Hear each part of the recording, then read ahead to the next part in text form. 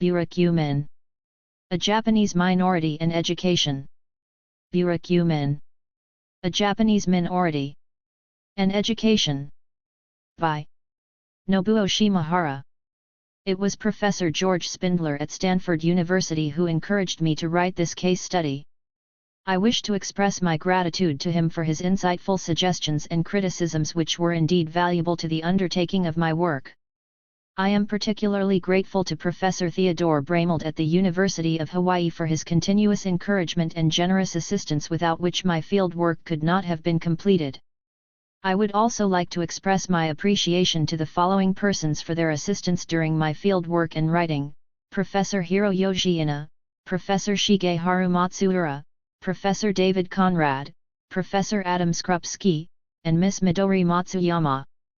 My gratitude cannot be fully expressed in words to my informants, whose cooperation made possible my project in Japan as well as this case study. Unfortunately, I am not able to name them here since their names must be kept confidential. I am deeply indebted to the Wenner-Gren Foundation for Anthropological Research, who assisted to finance my Japanese research for 1 year from 1964 to 1965. Finally, I appreciate the generosity of the Random House, who allowed me to make a quotation from Edwin Reichar, Beyond Vietnam, the United States and Asia. New Brunswick, New Jersey. October, 1970. N.S. This is a profile of people known as burakumin, a Japanese minority group with a history of many centuries. The burakumin is an invisible race which, unlike the Negro and other races in America, lacks stigma of color or other physical distinctions. Not invisible is it otherwise, for burakumin are unlike the majority Japanese in a variety of cultural features historically derivative from discrimination and prejudice which burakumin have long suffered.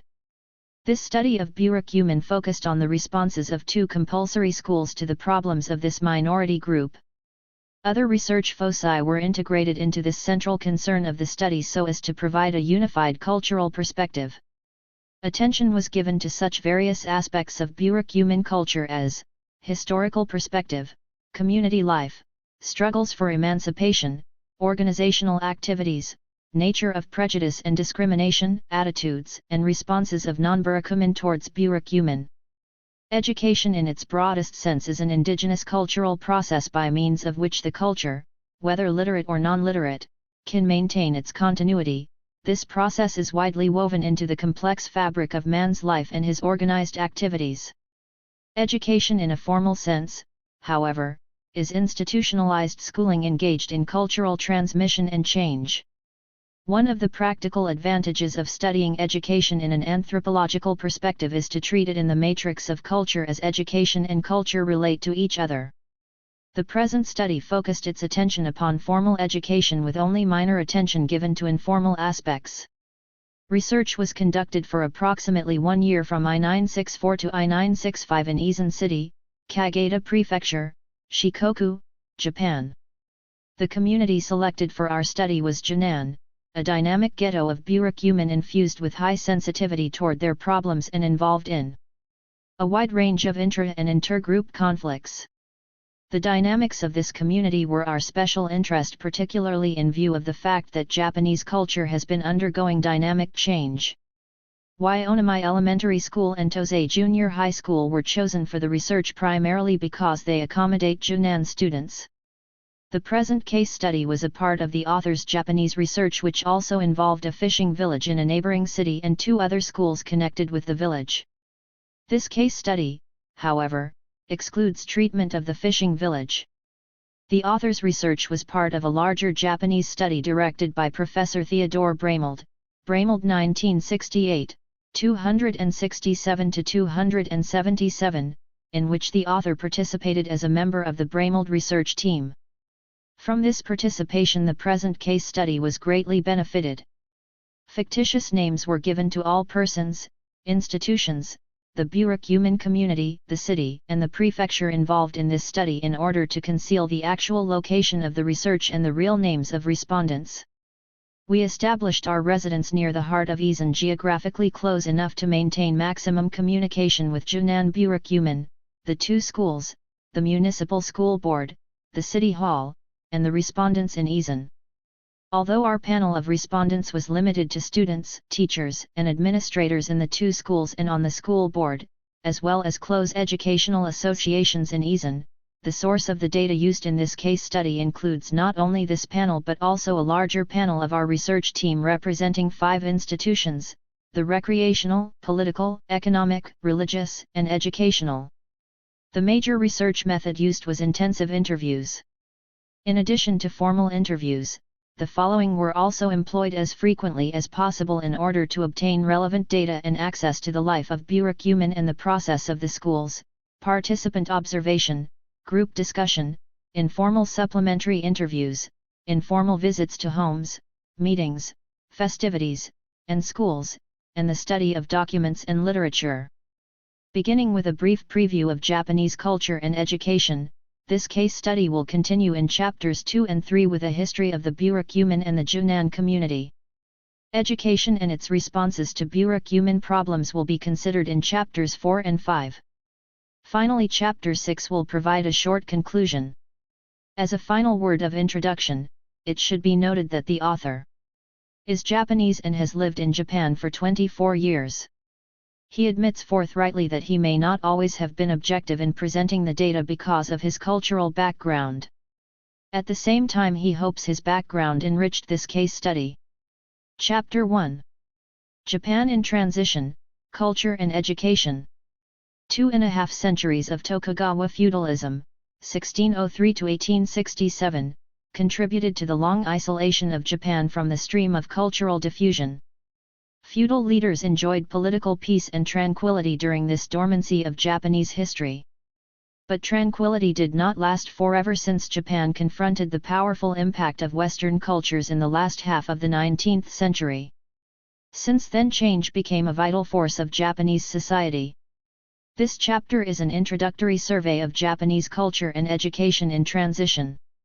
Since Meiji, Japan has celebrated the centennial of her era of modernization, which began in 1868.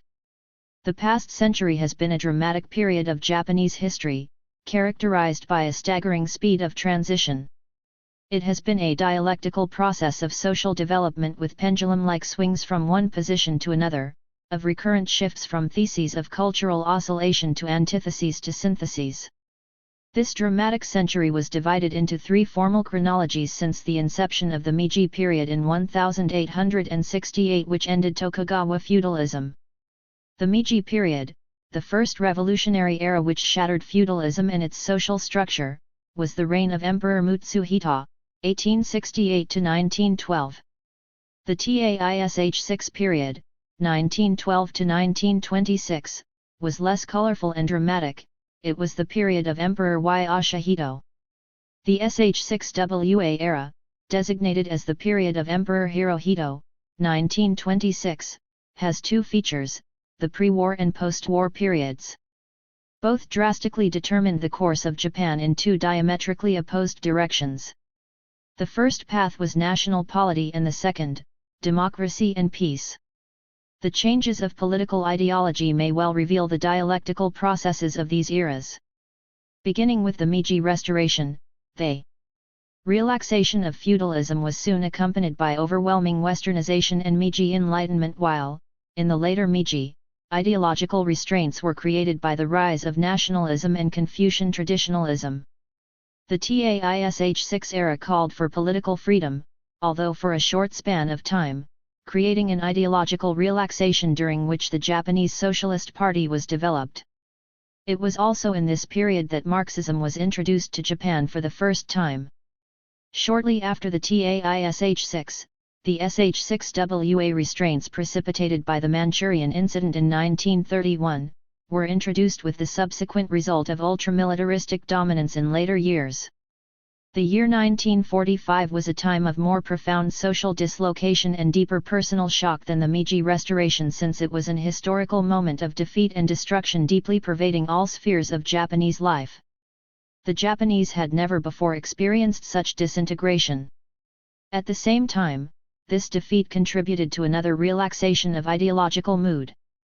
At present, 2 decades later since then, nationalism is a growing concern of many Japanese in the post-war period of the SH6WA. Contemporary change. Describing the development of Japan, Edwin Reichar, 1967, 109 IIO, an American expert of Japanese history, says, "Modern Japan teaches a more hopeful lesson about the survival of non-Western cultures. In the early days of Japan's modernization, it seemed that the native culture was being swept away by a tidal wave of westernization. Japan, some people felt, would become a rootless Asian outpost of Western civilization. As we look at the situation today, however, we see how strong Japanese cultural traits remain. Japan is without doubt the most culturally distinctive of the modernized nations. It is exceedingly Japanese.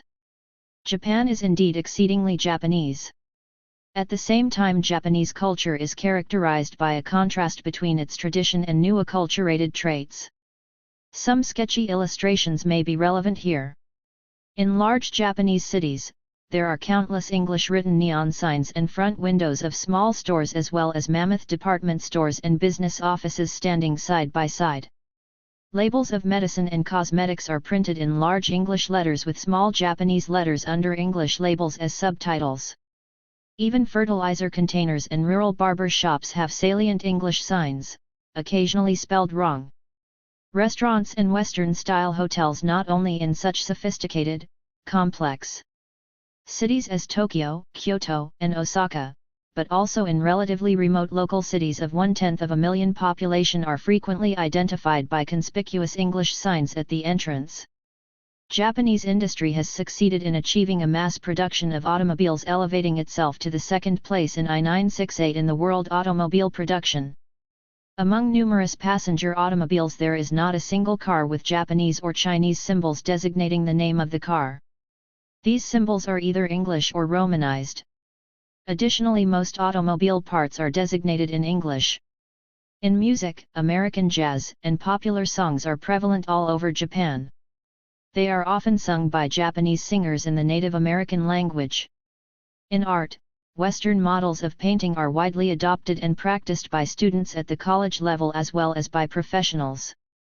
This is obvious in art exhibitions in universities, art galleries, and museums with growing orientations toward Western art.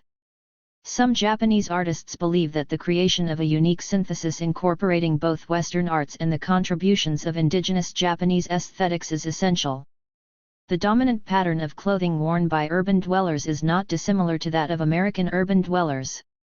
Private houses combining both Western and Japanese styles are increasingly built for urban dwellers, particularly for those who are called salarymen, salaried men who are white-collar workers. The Japanese educational system is almost the same as the American system with its inception in I-947. Although some notable changes were introduced since the educational reformation of I-947, the main structural features of the system at least have been still maintained. Those who criticize the system as an American imposition under the American Occupation Administration have been more vocal recently, claiming that the system must be changed to fit the needs of the Japanese socio-cultural systems. It is not, however, likely that a drastic structural change will occur soon. Japanese acculturation prevails far more widely and ruthlessly in various realms of Japanese culture such as art, music, business, technology, recreation, literature, movie industry, and education. Despite this fact, Japanese culture, as Reichar says, retains its original forms in a number of ways as expressed, for example, in aesthetics and patterns of thought. Basic Japanese aesthetic concepts such as the feeling for color, space, and asymmetry, woodblock prints, pottery, gardening, interior decorating, poetry, drama, architecture, and flower arrangement, Zen and sports influenced by Zen philosophy such as Judo, Kendo, Japanese fencing, and karate. Yet what makes Japanese remarkably different from other Oriental cultures, in the eyes of Western people at least, may not be Japanese culture's inability of its tradition but perhaps its amenability to change and its resilience. The superstructures of the political, judicial, and religious, and the systems of Japanese economy and industry were abolished when Japan was surrendered to the Allied powers in IG 45. Among many institutions of Japanese culture, economy has recovered most remarkably. Its annual median growth rate in the past 1.5 decade is over I2%, its maximum rate being over I7% in I959. Japan's GNP topped Britain's in IG67 and is approaching West Germany's GNP. Japan has become the third industrial nation behind the United States and the Soviet Union. Japan enjoys the highest rate of literacy in the world. 75% of the junior high school, compulsory, graduates enter senior high schools, with very few subsequent dropouts. In Tokyo, % of junior high school graduates enter senior high schools. 1 out of every 4 senior high school graduates goes to college through high competition imposed by the college entrance examination system. In IG67, the Japanese colleges and universities, including both public and private institutions, admitted 60% of 730,000 total applicants, although the regular accommodation capacity of the entire higher institutions was only 2,000 students a year. Japan has seen a vital religious movement since the end of the last war. The Soke Gakkai, one of the Nichiren Buddhist sects, originated before the Second World War and revitalized during the early post-war period of social dislocation and valuational crisis, is a powerful, politically oriented organization which is reported to enroll 5 million devoted members. The astonishing phenomenon of this movement is the growth of the organization from a minute group soon after the war to the most militant and largest religious organization. It is attractive particularly to the lower middle and lower socio-economic segment of Japanese population. As of IG67, the Soke Gakkai succeeded in seating 25 members in the lower House of Representatives and 20 members in the upper House of Councillors. It is reported that it won a far greater number of seats in the Japanese Diet in the latest elections held in IG6G. Japan has achieved a high degree of political stability despite the unusual post-war social turmoil.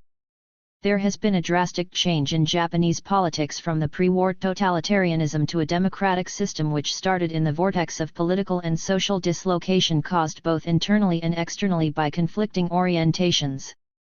At present comprised of 4 major islands, Honshu, Kyushu, Shikoku, and Hokkaido, with numerous tiny islands scattering around these main islands, Japan embraces 42 prefectures in addition to Osaka, Kyoto, Tokyo, and Hokkaido. Although each prefecture is administratively equivalent to a state in America, geographically it is more or less similar to a county. It has political autonomy to a degree, but in its function it is a part of the larger political umbrella of the national government. The latter, with its ministerial cabinet at the top appointed by the Prime Minister, who is usually the chief of the ruling party, has great power over the prefectural governments. With a similar hierarchical structure of political power, the prefectural government controls counties and cities to a great extent. A certain degree of political autonomy is, nevertheless, given to local cities, towns, villages headed by municipal and town mayors or village chiefs. Demographically, there has been a consistent trend of population increase in urban areas. In 1965, more than 68% of the 98 million Japanese population dwelt in urban areas according to the national census. Agricultural population has been declining with a steady rate in recent years. The agricultural population of 1967, including Fuland part-time farmers and their dependents, dropped to 28,640,000, a decrease of 3% from 1965. It constituted less than 30% of the total population for the first time. On the other hand, the fishing population, including unemployed dependents, comprised no more than 2%. It has been diminishing as the petit scale of fishing has been in the gradual process of decrease. One phenomenal change in fishing in 1966 may attest to the above evidence. Fishing involving sailing boats and coastal trawlers declined by 17% since the previous year. The present policy of the national government is to minimize both the agricultural and fishing population without the decline of production by introducing efficient mechanical devices. Meanwhile, it intends to increase employed population in secondary and tertiary industries, industries related to processing and manufacturing such as marine processing, textile manufacture, heavy industry, economic activities other than those categorized in primary and secondary industries such as commerce, finance, service business, transportation. According to the National Census of I-965, the distribution of 47,600,000 Japanese engaged in full-time productive activities in three types of industry was, 24.6% involved in primary industry, economic activities for obtaining raw materials such as agriculture, fishing, forestry, 32.3% in secondary industry, 43% in tertiary industry. Turning briefly to the family, the average number of members has become smaller by Japan's effort to control the family size. This is evidenced, for example, by the contrast of the average family number, 4.45 persons in I-960 with 4.05 in I-965. The traditionally dominant family pattern is unilateral patrilineage composed of the descendants of a male ancestor. It still prevails in Japanese society, but more dominantly in the agricultural and fishing communities than in the urban, industrial areas. The family pattern of the Ube fishing community, Shimahara I-967, 29-73, may serve as an example of the surviving traditional pattern. The first son of a fisherman inherits his father's ancestral property accompanied by a subsequent obligation to provide security for living for his parents and grandparents under the same shelter. If there is no son, the first daughter may become the inheritor. The first son's wife, parents, grandparents, and siblings live together as a corporate unit of family. His siblings ready for independence are given three paths: I. Marriage with inheritors of other families, 2. Establishment of independent families in the same community, 3. Establishment of independent families in urban areas. The inherited house is called honki, symbolizing the perpetuity of ancestral life for a number of generations. Meanwhile, adult sons other than the first, when ready to establish separate families in Ube, are offered economic assistance by honki to varying degrees contingent upon its economic ability. These separate families are called branch houses, or bunk. The ordinary relationship between honki and bunk is that of loyalty of the latter to the former, and in turn, a generous paternalism of honki is expected by bunk. Mutuality between them for economic activities and in case of emergency is paramount. In Ube, bunk and honki sons occasionally organize fishing teams at the request of the latter. However, bunk maintains independent economic units. Similar relationships between honki and bunk also prevails in agricultural communities. One new growing trend is the increase of nuclear families. In I-965, of the total 24,080,000 households in the nation, nuclear families consisting of parents and their children were 10.490,000 and the families of only couples were 2,260,000. As compared with 1960, the former increased by 23.6% while the latter, by 38.8%. Changes in value orientations have been occurring, not only in families, but also in wider institutions such as education, economy, politics, religion, and labor. Under the occupation administration of the late 1940s, not only structural transformations but also subsequent changes in patterns of values have been virtually immersed. Thus, although feudalism and authoritarianism remained deeply woven into the fabric of Japanese social structure, indoctrination of concepts of democracy and individual freedom was also promoted. Post-war schools have taught such concepts with little attention to traditional ethical concepts like filial piety, ancestral worship, giri, traditional notion of mutual obligation, and obligation to people with seniority statuses such as parents and senior members of a group. Women were emancipated to a significant degree from the shackles of male-dominated authoritarianism, and children have been given an appreciable recognition in the family. Feudal tenants were freed while labor became active and militant. There has been a notable transition of human relations orientations from lineality to collaterality, emphasizing what David Reisman called other-directed orientations. As a result of discontinuity in value orientations, conflicts tend to occur between the older and younger generations. Finally, a brief reference to burakumin, previously referred to as a minority group. In the phenomenal change of Japanese culture and in the progress of Japanese economy, this minority group and their life have been largely ignored by the majority of the Japanese. They are a group that has been least benefited in the development of Japanese society. Their existence is hardly recognized by societies outside Japan. Yet they have inherited a distinct history, an unforgettable past. They are still living in this history and in a discriminated culture. As Japan was approaching the end of the Taisho period, the early 1920s, the Japanese socialist movement and Marxism helped to create a drastic turning point in the struggles of burakumin for emancipation. Under the influence of socialist orientations, burakumin organized the first self-directed national organization and began to systematically and collectively attack numerous incidents of discrimination and governmental policies. Their protests against discrimination until that time had been rather spontaneous and sporadic. Although leading non-burakumin social reformers in the Meiji era advocated burakumin liberation, little tangible effect was achieved.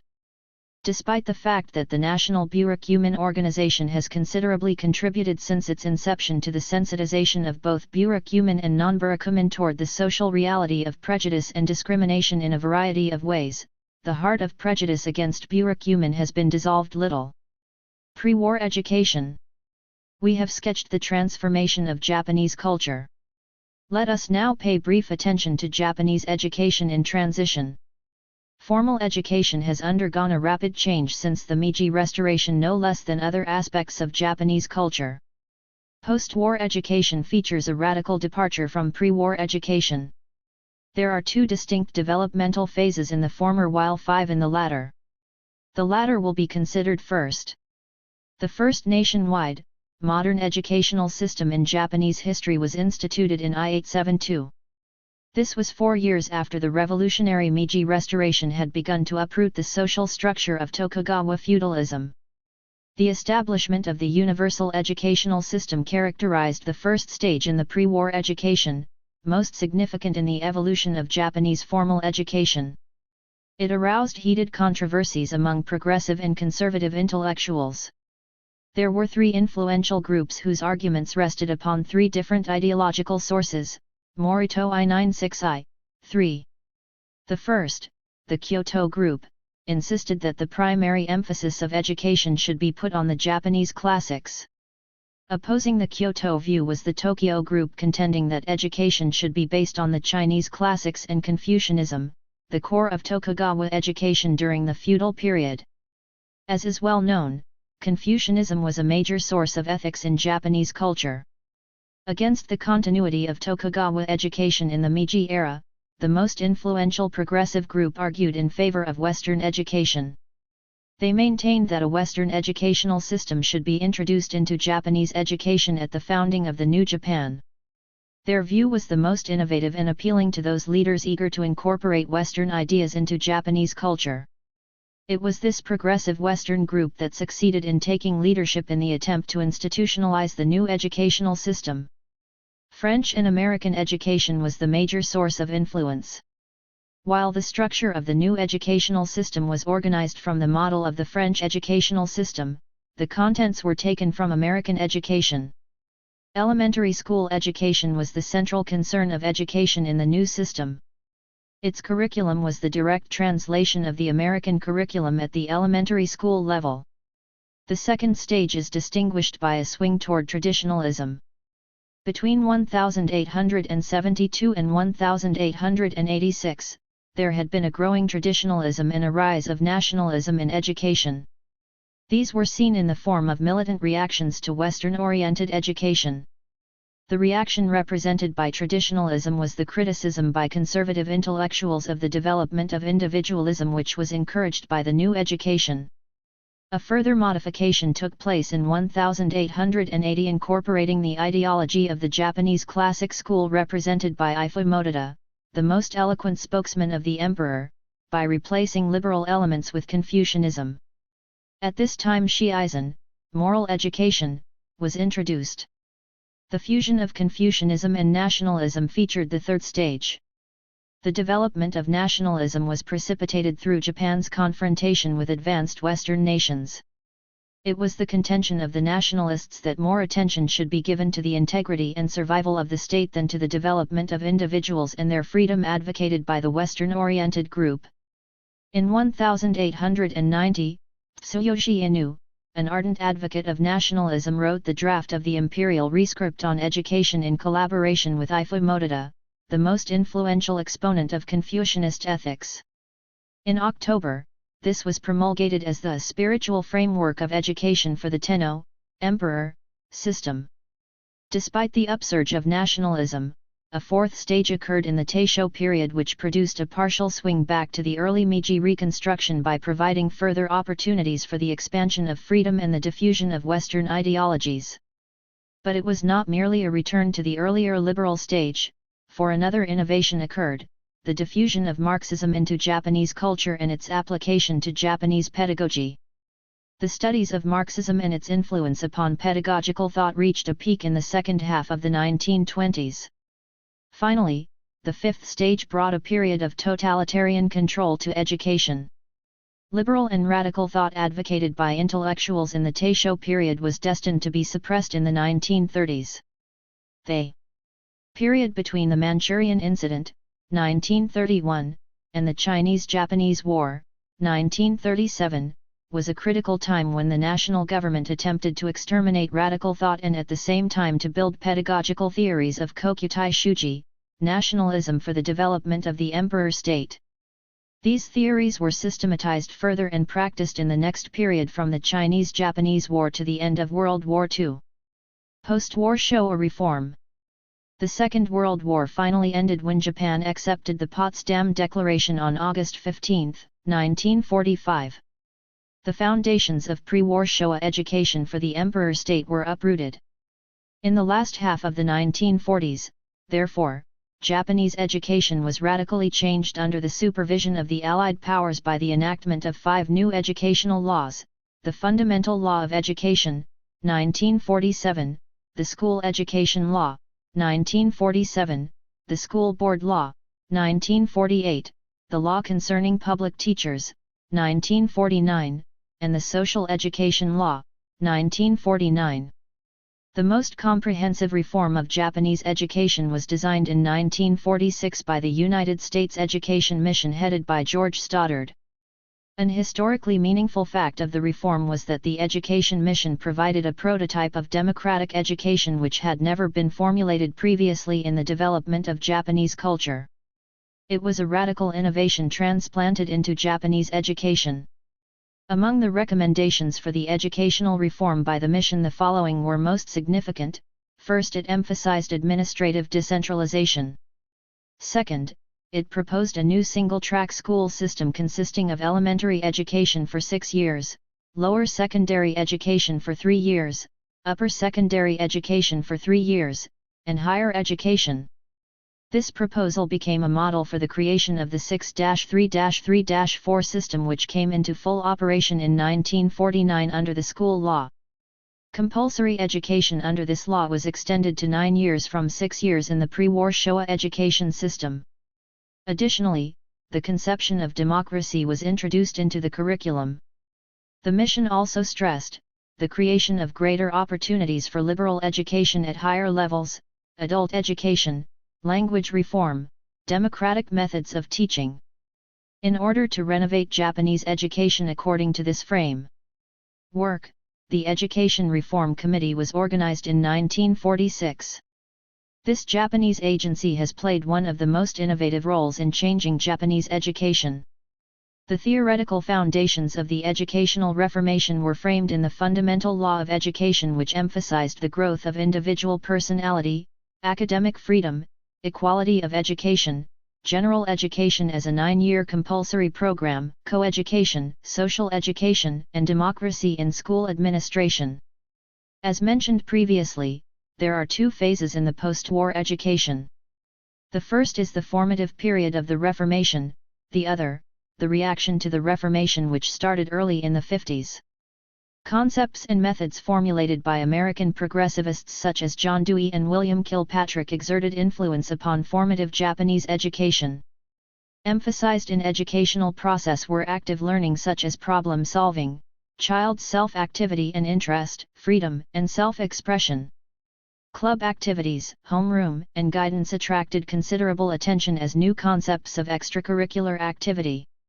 Another new concept of education was the notion of the community school. Japanese teachers endeavored to put the new orientations into practice. In the formative period, the schools were regarded as community institutions for innovations. They were used for a variety of community purposes. Teachers and students were involved in community studies. Teachers participated in organizational activities of women and young men. In the curriculum, controversial issues of the communities and the nation were given a significant place for treatment. Furthermore, critical, reflective attitudes of the students and the development of their sensitivity towards social problems were encouraged. Within 3 or 4 years after the introduction of progressivist education, negative reactions, however, began to grow. Hence a crucial transformation in teaching and learning methods took place in the first half of the 50s, which was a significant shift from experimentalist orientations in methods to essentialist orientations stressing behavioristic, passive learning, logical order of knowledge rather than child's experience, acquiry in learning rather than inquiry. There was a marked transformation of roles of the schools which occurred around 1952. These changes were indicative of the inception of the phase of reaction. In the period of reaction and stabilization, the schools have become agents for intellectual conditioning. Most of the learning took place within the 4 walls of a classroom. Above all, a passive reinforcement of learning was emphasized through frequent tests which, in turn, were aimed, to a great extent, at the preparation for examinations for higher educational institutions. Most Japanese schools devoted themselves largely to the effective transmission of descriptive and traditional knowledge and facts. They functioned as formal intellectual agents of cultural transmission isolated from community processes. Another important transformation in Japanese education was a change in the control of education. 2 new laws were enacted in I-956 which are aimed at the concentration of power in the national government. In the formative period, the decentralization of educational control was considered as a form of democratic control, one of the most significant features of the post-war education reform. This principle of decentralization was abolished when the 2 laws were enacted.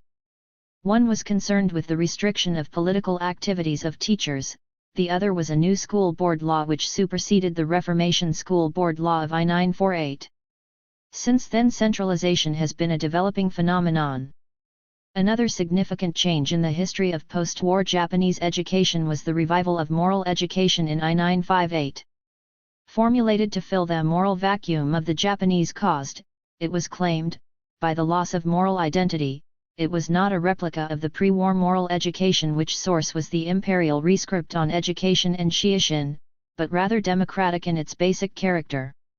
One of the motivations of reinstating moral education, however, was derived from an appeal to the traditional Japanese character and moral sources. Thus a long series of debates arose among intellectuals over moral education in both the academic domain and in the national diet, reflecting conflicts of ideologies and emerging thought in post-war Japanese culture. After nearly 10 years of controversy, the Ministry of Education decided in I-957 that moral education would be incorporated as a separate subject into the elementary and junior high school curricula.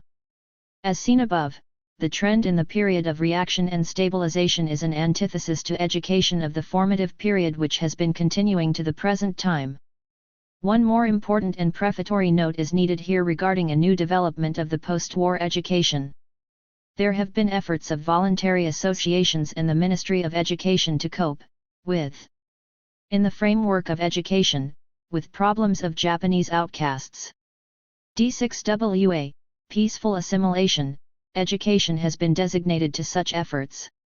It existed unsystematically and informally before the last war. It was only in the 50s that organized attempts have been made to develop D6WA education in the structure of formal education. D6WA education is significant in Japanese education since it addresses itself to minority problems which had been neglected for many centuries in the history of the Japanese culture. Our particular concern here is to inquire into the extent to which our 2 schools are responding to D6WA education. Further attention shall be given to its dynamics and history in later chapters. Chapter 2. Discriminated Japanese. The Japanese minority called burakumin, to which we referred in the preceding chapter, are scattered throughout 4,000 communities in 29 prefectures.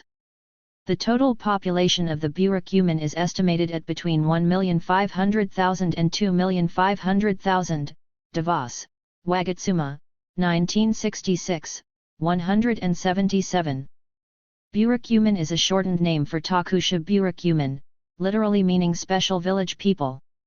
They are occasionally called Ada, meaning defilement abundant, behind the backs of burakumin or sometimes even to their faces. They are special people because they had been treated legally as outcasts during the long Tokugawa period of 2.5 centuries, 1603 to 1867. Although they were given a new status, shinhaimen, new commoners, equivalent to the status of the other commoners by the Emancipation Edict of I-87I, their actual life has changed only moderately in many decades. The terms burakumin or buraku no hito, persons of buraku, are usually cited in public by both burakumin and non-burakumin. The term Ada, however, is a derogatory one, inducing hostility towards burakumin when used by a non-burakumin. Furthermore, there are many other names referring to the burakumin, as told to us by a burakumin manager of a block factory. They are invidiously called yatsu, for. Its etymology is in the term shinyi-min, referred to above. Shi implies for, which is pronounced yatsu in Japanese. The notion of yatsu is also associated with 4 legs of the animal, which symbolically refer to the supposedly subhuman attributes of burakumin. DeVos, Wagatsuma 1966, 4. In Kyoto and Osaka, renga, bricks, is used occasionally, therefore bricks are tied together when bricks are shipped out from factories. In Nagasaki, burakumin are also referred to by a different name, Muk6Jima, an island on the opposite side. Years ago, according to the burakumin manager, burakumin were hated because they were eating meat of cattle and horses. As eating meat was considered to be a dirty custom, they were exiled to an island where they became permanent residents. These terms are illustrative of the non-burakumin's attitude toward burakumin. Historical background. Systems of social stratification of small nations in Japan had been organized as early as the 1st century. Slavery was a common practice and slaves were assigned to various occupational specializations. In the 8th century after the Taika Restoration, 70R, people were categorized into 2 main divisions, ryomen, good people, and senmin, lowly people. There were 5 types of senmin classified according to occupational specialization: ryoto, tomb guards, kanko, government cultivators, kunui, government servants, shinui, private slaves, and genin, temple and private slaves. Additionally, there was a group called zako who were treated as semi-senmin even though their official status was higher than that of senmin. They were assigned to special occupations requiring high skills, such as leather work, tanning, cloth dyeing, shoemaking, weapons manufacture, etc. It was senmin and zako who advanced sophisticated Japanese arts by creating beautiful artifacts. Among zako, there were itori, who were engaged in gathering food for the hawks and dogs used by aristocrats for hunting in the department of falconry called the Taketsu Kasa. With the dissemination of Buddhism, first introduced to Japan in 538 through China and Korea, the Taketsu Kasa was temporarily abolished in 757 and finally disbanded in 860. Itori, accordingly, became butchers whose main work was slaughter. Their occupation was despised after an edict prohibiting the slaughter of horses and cattle was enforced in 676 under the influence of Buddhism. Historians trace the etymology of Ada to Itori, Inu R964, R7. The corruption of Itori is Ito. A further corruption of Ito became Ada. When the Ritsuryo system, the social and political system originated in 645, broke down at the end of the 8th century, the senmin status system began to collapse. As a consequence, many duhai, male and female slaves, escaped into other communities, crossing jurisdictional boundaries. One of the results of this social upheaval was intermarriage between citizens and duhai. Although the slaves were not taxed under the senmin status system, it was decided in 798 that, due to the need for additional tax income, offspring born as a result of intermarriages were to be considered as taxable citizens. This was the first emancipation of senmin. At the beginning of the 10th century, the duhai institutional system was repealed. The abolition of the system was merely nominal, similar to the Emancipation Edict of 1871, which was nothing less than tokenism since it did not change appreciably the legal and economic structure of the society. Senmin remained in the same occupations under the control of manorial lords. During the Kai's period, II-92-I-603, there had been great social upheaval. As political and manorial powers of feudal lords were weakening in the 12th century, bushi, warriors, arose as new powers, thus gaining political influence all over Japan. Furthermore, rivalry of influential bushi had continued as a result of power struggles, with consequent alterations in governments controlled by bushi. During this period, the constituency of senmin was significantly altered. Successful senmin and serfs became landlords or full-fledged farmers, whereas declining landlords, serfs, and bushi fell into the category of senmin. Owing to the social upheaval of the Kai's period which caused the intermingling of senmin with others, senmin of this period were not identical with those whose status had been stabilized in the previous centuries. Inu 1964, 18. The jobs which were considered to be lowly and dirty were assigned to seminin. Among these were various manufactures including pottery, tanning, leatherwork, and mat and bamboo craft, entertainment, itinerant singing, peddling, marine transportation, gardening, ditch and well digging, public execution, cattle breeding. Senmin residential areas were often found on the banks of rivers or on barren land within the precincts of manors. Such areas were called sanjo, a name some burakumin ghettos still retain. Many sanjo were concentrated at key transportation points where senmin laborers engaging in transportation rested. Besides these laborers, beggars, disposers of the dead, public executors, and other senmin gathered in sanjo. Those who were engaged in lowly and dirty occupations described above were called by different names during the Kai's period, such as sanjo, whose term was originally used to refer to their residents, kawaram mono, and yadu no mono. Until the 14th century, sanjo was the most popular term used to designate the Japanese pariah group that included both Eita and Hainan, public executors, disposers of the dead. The formation of burakumin. These senmin thus contributed to the historical development of burakumin. There was a certain degree of mobility in the Japanese pariah group, and some sanjo passed into other communities. However, in the 16th century, they were fixed to specific residential areas where mobility was forbidden. Imekawa, a samurai ruler, for example, gathered skilled lowly people on a bank to form a community of leather workers. In other cases, kawaram mono were forced to concentrate near a castle to form a community of skilled workers needed by a samurai ruler. Hence they were simultaneously subjected to a rigid fixation of occupational specializations, residential areas, and a particular status. The fixation of these three factors, although not as rigid as in the Tokugawa period, contributed to the formation of what is now called Tokushaburaku or Special Burakumin Community. It served as a prototype of the Tokugawa status system. Thus, under farmers in the 16th century there were Eita, Hainan, mixed senmin, and similar pariah groups called Yadu no Mono, Hakiya, Chasen, Onbo, and Tanai. The final shaping of burakumin status occurred with the development of the Tokugawa status system.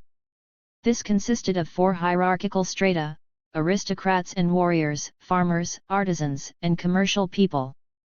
Eita and Hainan were placed outside of the Tokugawa status system and treated as outcasts. In addition, each stratum was further subdivided. While membership in the above social strata was rigidly determined by birth ascription, so that mobility across strata rarely occurred, the one exception took place during the Tokugawa period when some Hainan, consisting of vagabonds, beggars, prostitutes, and cast-off commoners, were permitted to return to the status of citizens, that is, the status of farmers, artisans, and commercial people. They were regarded neither as untouchable, as were Edo, nor as hopelessly polluted. As contrasted with Hainan, no mobility was allowed for Edo who engaged in the polluted occupational specializations described above. But generally status discrimination became much more severe with regard to Edo and Hainan than in the previous periods.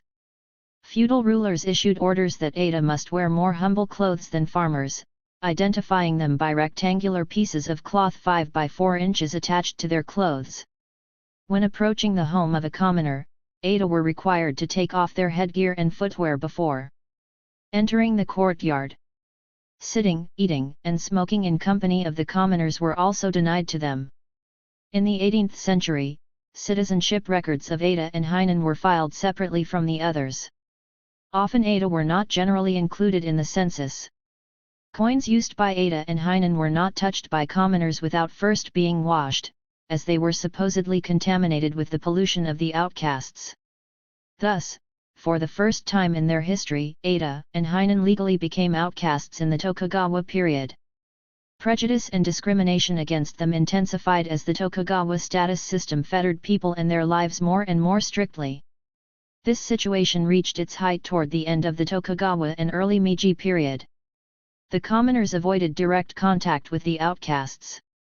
The most generally accepted argument concerning the origin of the belief that outcasts in Japan are polluted is in that of Buddhism and Shintoism, which hold certain values, attitudes, and conduct. In Shintoism, there is a belief that the flesh of animals is unclean and displeasing to the gods. Causes of uncleanliness were also related to disease, wounds, death, and all kinds of related activities. This belief was established around the 8th century when the avoidance of contamination was emphasized. Meanwhile, the Buddhist teaching which emphasized compassion to all beings had prohibited the killing of any form of animal life. Thus, in the 7th and 8th centuries, Buddhist emperors issued 3 official orders forbidding the slaughter and eating of animals.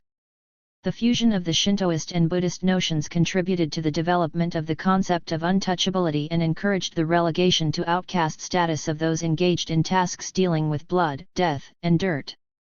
As has been seen, occupation is a central factor by which the burakumin were distinguished, although there are other equally important factors such as birth ascription of a caste status which contributed to discrimination. Many of these factors are derivatives from occupation. The concept of pollution, for example, is an appropriate case illustrating an association between burakumin occupations and the belief of contamination. Hence the burakumin is not a racial group that carries the stigma of color and other physical features. They are Japanese historically discriminated and given an outcast status. Here is a distinct contrast between the nature of prejudice against burakumin and that against Negroes or other racial minorities in America carrying the stigma of color. 19. Development of emancipation movements. The formation of Suihaisha, levelers movement, by the burakumin in 1922 marks the demarcation between the pre-Suihaisha movement for emancipation and the post-Suihaisha movement. The most conspicuous characteristic of the pre-Suihaisha movement lies in the fact that liberal politicians and aristocrats, inspired to some extent by Western thought, took the initiative in the attempt to achieve emancipation of burakumin. A systematically organized, self-directed commitment to the liberation of burakumin was not seen until 1902. In 1914, about 100 burakumin in Okayama Prefecture organized to protest discrimination in the army, Fujitani 1954, 166-67. The burakumin riots which had occurred prior to this time had been spontaneous and were not intended to deliberately resolve discrimination and prejudice. In the period from the beginning of the Meiji period to 1871, more than half a dozen petitions and recommendations to legally emancipate burakumin were submitted to the Emperor of Meiji by liberal politicians and government officials who desired to break through traditional shackles to modernize Japan. In the face of the rising demand of liberals desiring to abolish the Edo Hainan status, the Meiji government issued Edict No. 61, which states, the name of Ada and Heinen is abolished. From now both their status and occupation are as equal as the commoners. Ada Heinen's citizenship records are incorporated into the general citizenship records. The legal emancipation, nevertheless, remained nominal since the edict was not enforced in any substantial way. Nonetheless, farmers rioted against abolition of the Ada Heinen status. Within the 10-year period following the inception of the Meiji period, there occurred 200 incidents, so-called Ada Seibatsu, Ada extermination. By the late 19th and early 20th centuries, however, concern for burakumin had grown among progressive thinkers, writers, and social reformers. In the 1880s and 90s, for example, several books on the study of Ada were published. Similarly, in the 1910s, famous novels and critiques treating burakumin and their life were written, among which T6So and Shimazaki's A Chikai was notable. The emancipation of burakumin was strongly supported by noted social reformers such as Ch6min Nakai and his follower, Sanya Maeda. Encouraged by the concern of the social reformers in the Meiji period, burakumin themselves began to initiate attempts to achieve equality. In 1902, for the first time in the history of burakumin, a self-improvement association called Bisaku Haiminkai was organized by young men in Okayama Prefecture under the leadership of Ihiji Miyoshi. Miyoshi believed that the first step in reducing discrimination would be to improve the morale in burakumin communities having a high incidence of delinquency and social disorder. Although his efforts were specifically directed toward a movement of spiritual reformation, Bisaku Haiminkai was a significant precursor of the later development of burakumin emancipation movements. Meanwhile, with the particular intention of fostering patriotism and enlightening burakumin, the national and prefectural governments started to organize rehabilitation programs about 1905. The programs pointed to the Yiwa, conciliation, movement in the 1910s aimed at the alleviation of burakumin hostilities against the government. It was developed further with the establishment of conciliatory burakumin organizations. Burakumin were not altogether satisfied with such efforts, however, and beginning in 1914 they began to organize self-directed, more aggressive projects against local and national governments. A relevant incident was a burakumin protest in Okayama Prefecture against discrimination toward burakumin soldiers, a common occurrence when soldiers on a training field sleep in farmers' houses. Burakumin soldiers were refused quarters. Burakumin's participation in a nationwide rice riot of 1918 was shocking to the national government. Extremely strained by the unprecedented rise of food prices, burakumin joined actively in the riot, with subsequent wholesale arrests of over 8,000 persons. Fujitani 1954, 17-1. Thus far we have reviewed the early steps toward emancipation before the establishment of Suihaisha. Two major interrelated factors contributed to the formation of its actual organization. The first was the growth of a self-directed movement for emancipation developed by radical burakumin leaders who were opposed to the Yiwa movement. The latter, it will be remembered, emphasized conciliation to fundamental government policies. Aside from the protests and the rice riot mentioned above, there was a formation of anti-Yiwa organizations such as Tesshin Dashikai, Iron Mind Comrade Association, organized by Otoiki Veda and motivated by an incident in which he felt policemen had discriminated against him. Burakumin radicals too involved in anti-Yiwa organizations concluded that the emancipation of burakumin would be achieved through independently organized efforts. The other major factor was the development of socialism and its subsequent impact upon radical burakumin. By I-920 Marxism had penetrated the ideological orientations of Japanese progressivists. The most significant direction given to anti-Yiwa leaders was an article entitled Emancipation Theory for Burakumin written in I-92I by a leading socialist, Manabu Sano. According to his theory, burakumin emancipation must be achieved through the struggles of burakumin themselves organized with solidarity, ultimately developing in a socialist revolution. Their mission was to achieve the revolution by uniting with the laborers' class which suffered from capitalist exploitation. Furthermore, Seiichiro Sakamoto, Kisaku Kome, and Mankichi Saik6, later organizers of Swihaisha, sought emancipation theories from leading theorists of the Socialist League established in I-920. Finally, the cherished dream of the burakumin progressivists became concrete in I-922 when Swihaisha was inaugurated under the leadership of Mankichi Saik, a Buddhist priest. This was the first national burakumin organization based on progressive orientations aimed at the complete liberation of the discriminated Japanese. Swihaisha adopted three fundamental policies: I. The attainment of complete emancipation by burakumin's own action, 2. The demand of economic and occupational freedom, and 3. The continuous march toward a full realization of human values and human dignity. Between its inception in I-922 to I-940, until it was disbanded under the pressure of militarism, the Swihaisha movement may be divided into three developmental phases. The first phase, I-922-25, is characterized by thorough denunciation, an eye for an eye retaliation against the discriminating majority as the prime object of the Swihaisha movement, although thorough denunciation continued to be less characteristically one of the major activities in the later stages. Denunciation was not always completed by formal apology and repentance by prejudiced persons. It often occurred in the face of a resolute, retaliative burakumin's demand for apology in public and entailed incidents in which blood was shed when the insulting person did not repent sincerely. The number of cases thoroughly denounced during this stage reportedly reached over 3,000. 22. While denunciation continued, the second phase, I-926-3I, emerged. Burakumin Marxists insisted on class struggles universal to all proletarians. This contributed to the split of Swihaisha.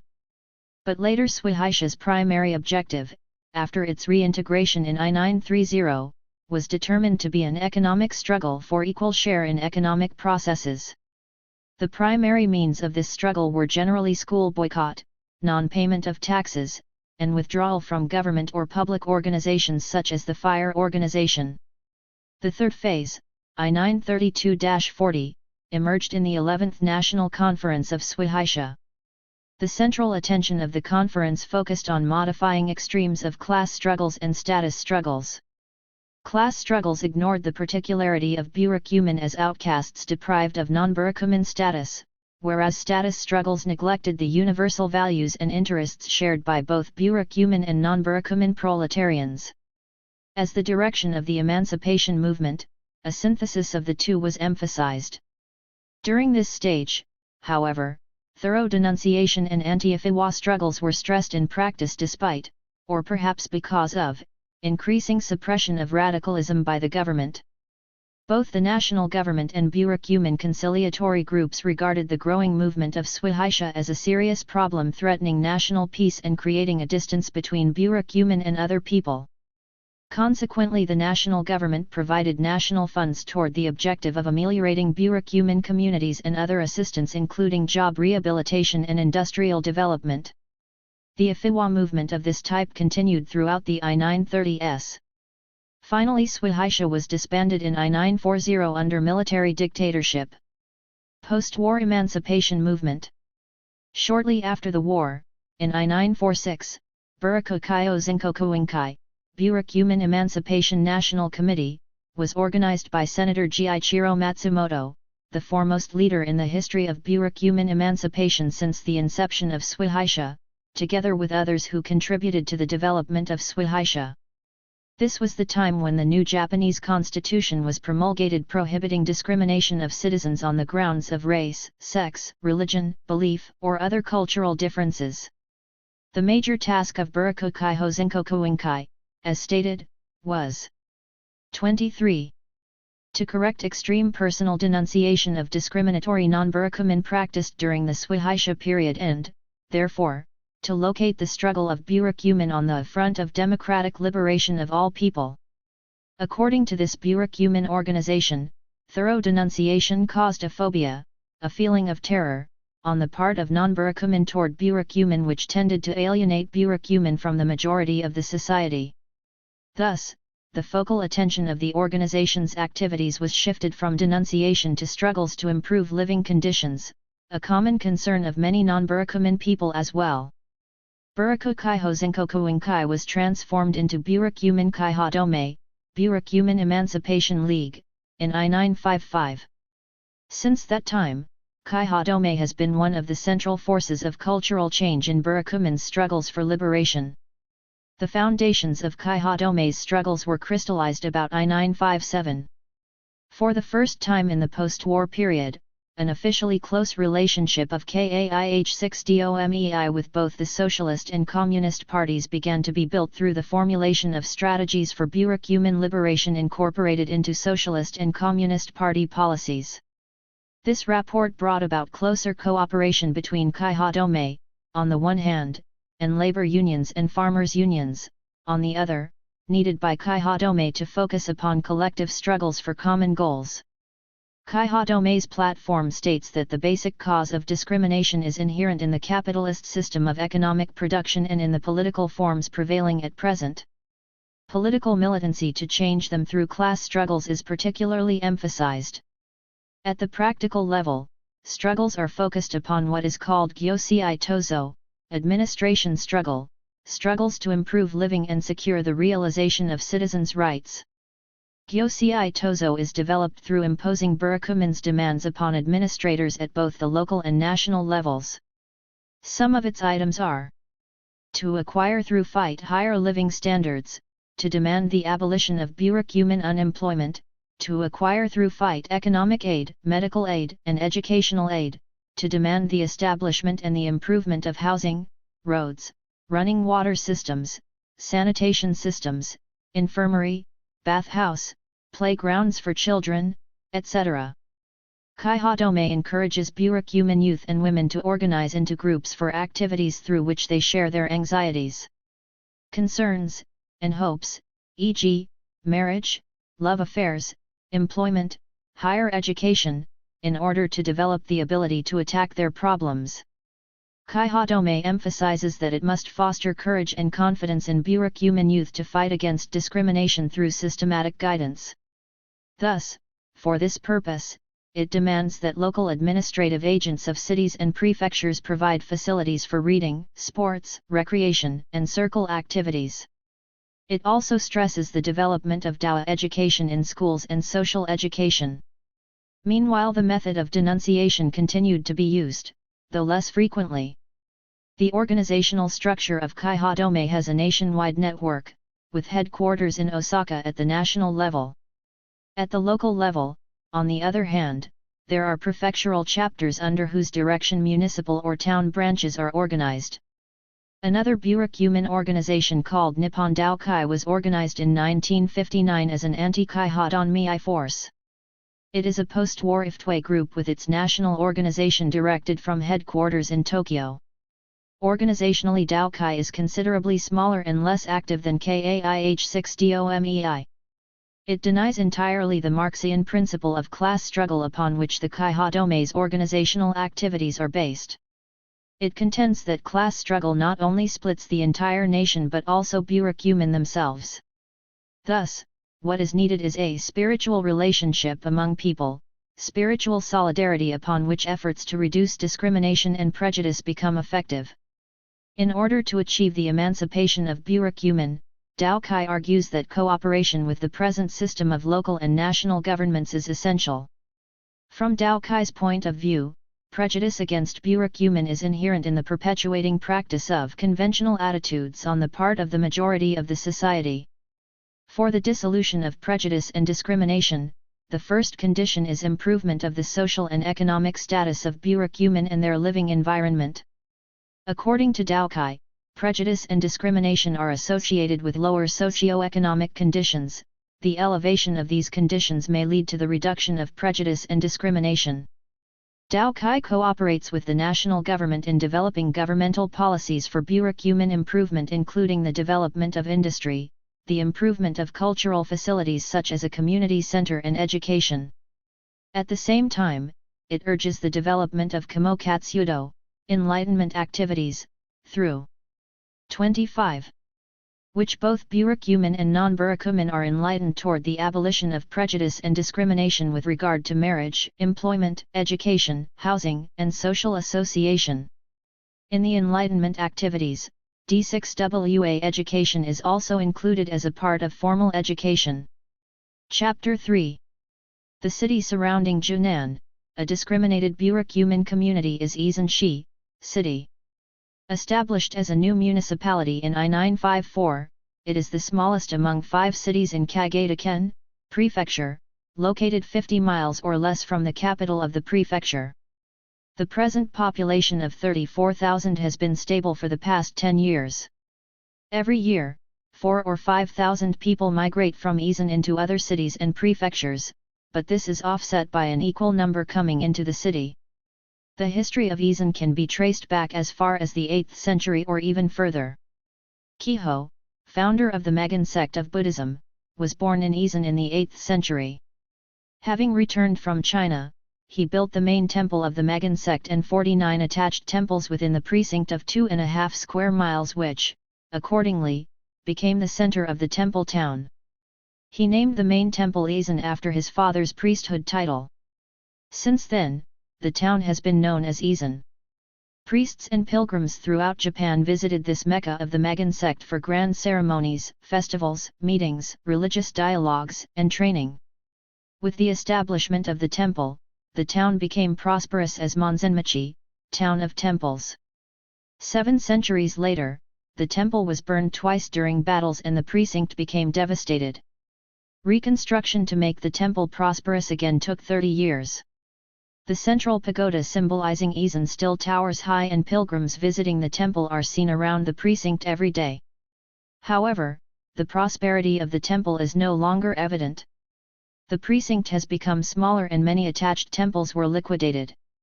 But the commercial district, which developed around the temple precinct, still exists as the shopping center of Izan. In the district, small inns for pilgrims stand almost side by side. Izanshi is divided roughly into 2 major geographical areas, the commercial and the agricultural. The town of Izan, the commercial 27 area, constitutes the center of Izanshi. The integrated villages for the most part compose the farming area, but about ISO manufacturing and processing factories are scattered within these 2 areas. The pattern of population distribution within the primary, secondary, and tertiary industries reflects the prefectural pattern to a large extent. The dominant occupation is agriculture, as is typical in non-industrial prefectures. The agricultural population including children and retired farmers constitute nearly half of the entire population of Izan. In terms of the entire households in the city, a little over IOOO, however, agricultural households comprise less than 30%. Major activities of farmers are the growing of rice and wheat, which is grown in rice paddies after the rice is harvested. Because the area of rice paddies per household is as small as 1.5 acres, 64% of the farmers are engaged in part-time jobs. Somewhat more than 3,000 persons are engaged in secondary industries, processing factories and manufacturing. Among these, the largest are food production, comprising 38%, carpentry 19%, and textile processing 12.5%. About 4,000 persons are involved in tertiary industries, 65% are in retail business and 37% are in service business such as hotel and entertainment. The Japan Defense Force in Izan, with its 2,500 soldiers, supplies many of the customers to service businesses. The branch has been in Izan since 1950, when the Japan Defense Force was first organized. In the prefecture of Kagaida, 444,000 people out of the entire prefectural population of 919,000 are engaged in productive activities. A total of 4.8% are engaged in primary industry. Among these, 90% are farmers and the rest are largely fishermen. The proportion in primary industry has been higher than the national distribution by over 0% in the past 10 years. Secondary industry comprises 2.8% at the prefectural level, while at the national level it is 29.1%. The prefectural proportion indicates a 4% increase in the past 10 years. Those engaged in tertiary industry in Kagaida comprise 36.4%, I.5% below the national average. This implies an increase of I.0% in the past 10 years. As seen above, productive activities in Kageta Prefecture are characterized by the domination of primary industry, particularly agriculture, although the distribution of population has been steadily declining. The largest concentration of burakumin within Isan is in the Junan community, whose inhabitants are discriminated Japanese, with the exception of 50 or so wives, non-burakumin, of these people. 28. And one family who migrated recently into the community. The second largest concentration is in the community of Kotani, less than half the size of Junan. Several dozen of these Japanese pariahs are scattered in 3 other communities. Social encounter of burakumin. Nearly a century after the Meiji Emancipation Edict was issued, burakumin are still looked down upon and physically and socially discriminated against by the non-burakumin society, although discrimination takes on more subtle and implicit forms than before. Let burakumin speak to the world they encounter. At the time of our initial contact with burakumin in Junan, a man in the early 50s said, "They do not know why they are segregated or how they are different from others except for the fact that burakumin work at dirty jobs since they are not able to get more decent ones." Discrimination against burakumin, he continued, becomes particularly obvious with respect to occupation and marriage. Even a socially important man like Councilman Enotsu, a unanimous burakumin, he added, would not ask a non-burakumin to marry his daughter. On a cold day in winter, Matsuda, a handsome young man in unanimous, was married, through the procedure of common law marriage, to a beautiful barber who was a non-burakumin, and he took her to his home as his wife. The next afternoon, her parents came to Matsuda's home with a policeman. Denying the validity of marriage with a burakumin, they wanted to take her back to their home. If she refused, they said, the policeman would arrest her since she had not yet reached the legal age for marriage without parental consent. Thus, she was forcibly taken home by her parents under the protection of the policeman to a town I.O. miles from Junan. She was confined in her parents' home for a few days, surrounded by the parents and relatives. Meanwhile, Matsuda asked his brother-in-law to visit her parents and persuade them to change their mind. Being adamant, the father refused to talk to him. To encourage his wife, Matsuda, through a student from her town attending a nearby school, smuggled a note to her reading, "Whatever happens, I will be waiting for you." Soon afterward, she made up her mind. Pretending to go to the toilet, she jumped out of a small window and walked to a railway station on her bare feet on the cold, snowy ground to take a train to Isan. Realizing that her parents would soon come back to Isan to look for her, Matsuda took her to 29. His aunt's home in a neighboring prefecture, where she stayed for 2 months until she reached legal age. While hiding, Matsuda's wife managed to write a letter to her parents telling them she had a job in Osaka, where the letter was forwarded through Matsuda's aunt. Related to this experience is the suicide of a non-burakumin druggist, which occurred during the time of the research. A young Junan burakumin had fallen in love with the druggist's daughter and they married despite his persistent objection. Having felt ashamed of his daughter's marriage, he chose to commit suicide rather than to suffer the shame. A part of the note he left, according to Shiroyama, a teacher informant of Waionnai Elementary School, read, "I can no longer associate with my relatives and neighbors." This note significantly reveals the attitude of the informants involved in this study toward marriage with burakumin. All expressed concern that their relatives and neighbors, e.g. the non-burakumin world, would not accept marriage should their son or daughter marry a burakumin. There are strong unwritten family and social sanctions against intermarriage. Another relevant case was described by Kaihadome Prefectural Executive Yoshino and his associate when they invited us to a town 20 miles from Isan that contains a ghetto of burakumin when a traditional fall festival was being held. Several weeks prior to the festival, a beauty contest was held and won by a burakumin girl who, incidentally, had not yet been known as a pariah by townsmen. Soon after that contest, she received several marriage proposals, but they were immediately withdrawn when her identity was discovered. As to occupational discrimination, the year-old son of a burakumin, went to Nagoya to work in a factory after his graduation from junior high school. But before a year had lapsed, he returned to Junan because of strong prejudice against him. He then applied for a job at a public placement office in Shiramakishi, about 10 miles from Izen. After inquiring into his personal background, according to the boy's father, the placement official told him there was no job for him despite the fact that, according to the father's belief, jobs were available there. After this incident, the boy twice failed to get a job due to what his father judged to be discrimination. His third attempt succeeded and he was employed as a bus conductor near Izen. Occupational discrimination was further evidenced by a non-burakumin, an informant of the research team. An executive of the largest local bank with many branches in Kageta-ken, he admitted 3-0 that his bank does not employ any burakumin applicant regardless of his ability. The background of the applicant is carefully investigated not only in terms of his school records but also of his residence and family, occupations and social statuses of his parents and close relatives.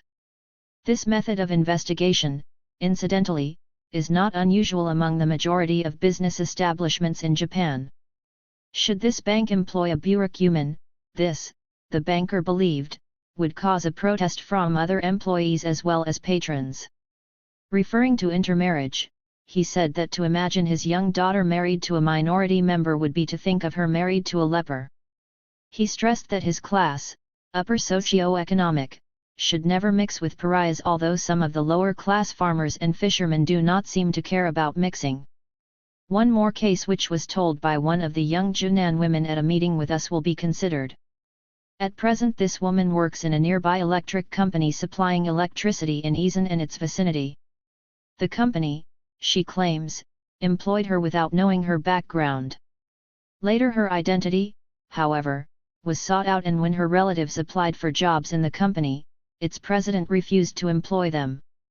Occupational discrimination is more evident when one examines the employment situation in the Junan community.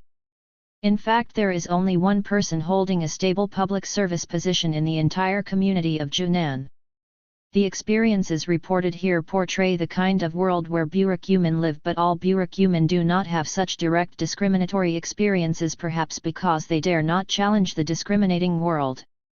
Conflicting information was offered by both burakumin and non-burakumin on the nature of discrimination and prejudice against burakumin. Nonetheless, both burakumin and non-burakumin admitted concertedly that indissolvable discrimination against the former in marriage is an undebatable, explicit fact.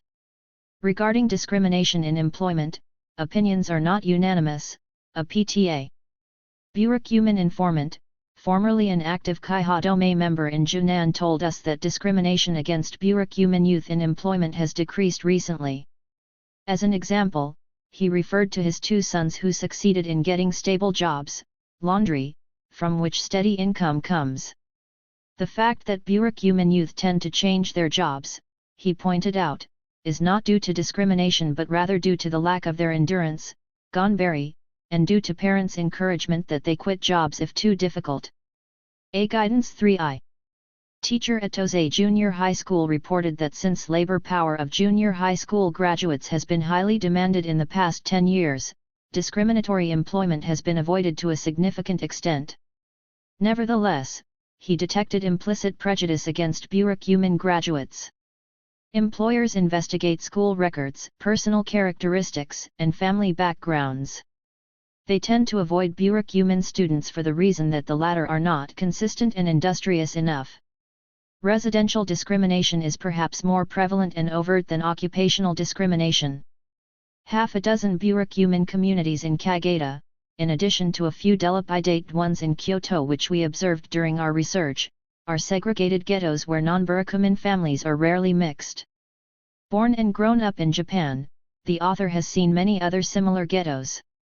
The Junan community, which will receive more attention soon, is one of these. Finally, one brief comment will be made on educational preparation of burakumin students entering a larger world after graduation.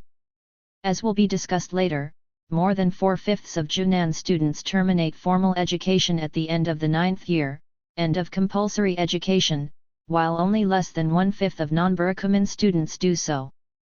Consequently, the range of the Junan citizens' alternatives in employment is seriously limited as compared to other Japanese, if considered from the point of view of academic preparation. Ecological aspects of Junan. Junan is located on a river bank, as are many other discriminated burakumin ghettos. On one side, a zoo-foot-wide river separates J-Unanimous from other communities, on the other, J-Unanimous is bordered by a rice paddy separating it from nearby farming communities. At first glance, Junan appears to be entirely isolated from other communities. The fact is, however, that neighboring farming communities give a similar impression to outsiders. 150 households congregate in a distorted rectangular strip 000 feet long and 400 feet wide.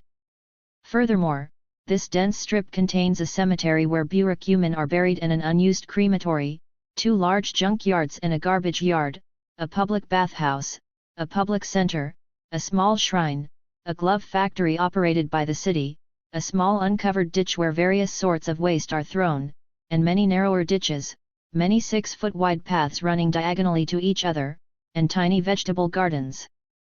32. Outsiders may quickly notice that most burakumin houses are not only smaller but also shabbier than the average house in Izen. Many houses do not stand straight but rather lean at various degrees. Our fact survey provides the following comparative data regarding the building site per house and tatami area. 1 tatami is equivalent to 3.3 square meters, per person in Junan and Izen as a whole. As seen in the above tables, the building site per house and tatami area per person are much smaller in J-Unanimous than in Izen as a whole. In Junan, 50% of the houses have only 2 rooms and 60% of the total households have between 4 and 6 family members each. Between 600 and 700 people are presently residing in this small area. It is impossible to determine the exact number of the J-Unanimous population because it is always in flux.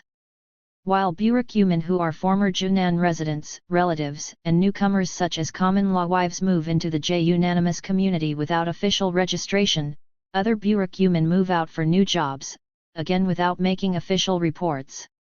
This reflects a high degree of instability in productive activities of burakumin in contrast to the stability of non-burakumin.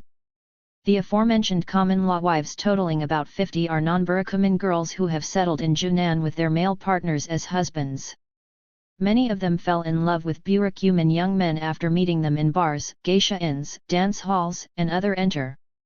33. Attainment areas. Their ties with parents and relatives, as they explained, have been cut off for a varying period of time until the parents loosen up their resistance against their daughters' unapproved intermarriages. Sometimes communication between them is resumed when second or third grandchildren toward whom most grandparents have deep affection are born. The high degree of mobility suggests that the practice of primogeniture is less prevalent in the Junan community than in the communities of its vicinity. D. Singleton 1967, 9-2. According to Okano, a burakumin PTA informant, unlike the situation in neighboring non-burakumin communities, the first sons in Junan do not necessarily remain home to look after their parents because there is no substantial property to inherit except shabby homes of parents, upon which first sons can make a living. By and large, so told Okano, sons and daughters cooperate to help their parents who depend particularly upon the income of their children since parents do not have a stable source of income. This, however, should not give the impression that primogeniture is non-existent. It is certainly practiced by relatively richer families such as Councilman Natsu's. He inherited his house and land from his parents whose ancestors can be traced back for a few generations in Junan. His first son attends a big private university in Tokyo. Incidentally, he is one of the 2 college students from the Junan ghetto. Speaking of the family, one more unique characteristic is that Junan interpersonal relations are based upon a highly endogamous structure. People in Junan are extensively webbed through kinship systems. For example, Councilman Natsu's household, according to his estimate, is related to about 30% of the Junan families, another family, 20%, one more family, 15%. The establishment of Junan goes back to the late Tokugawa period. It originally specialized in leather artisanship such as tanning and drum making. About 10 households were congregated on the riverside in the mid-19th century. Since then, expanding gradually, the number of households reached about 40 by 1930.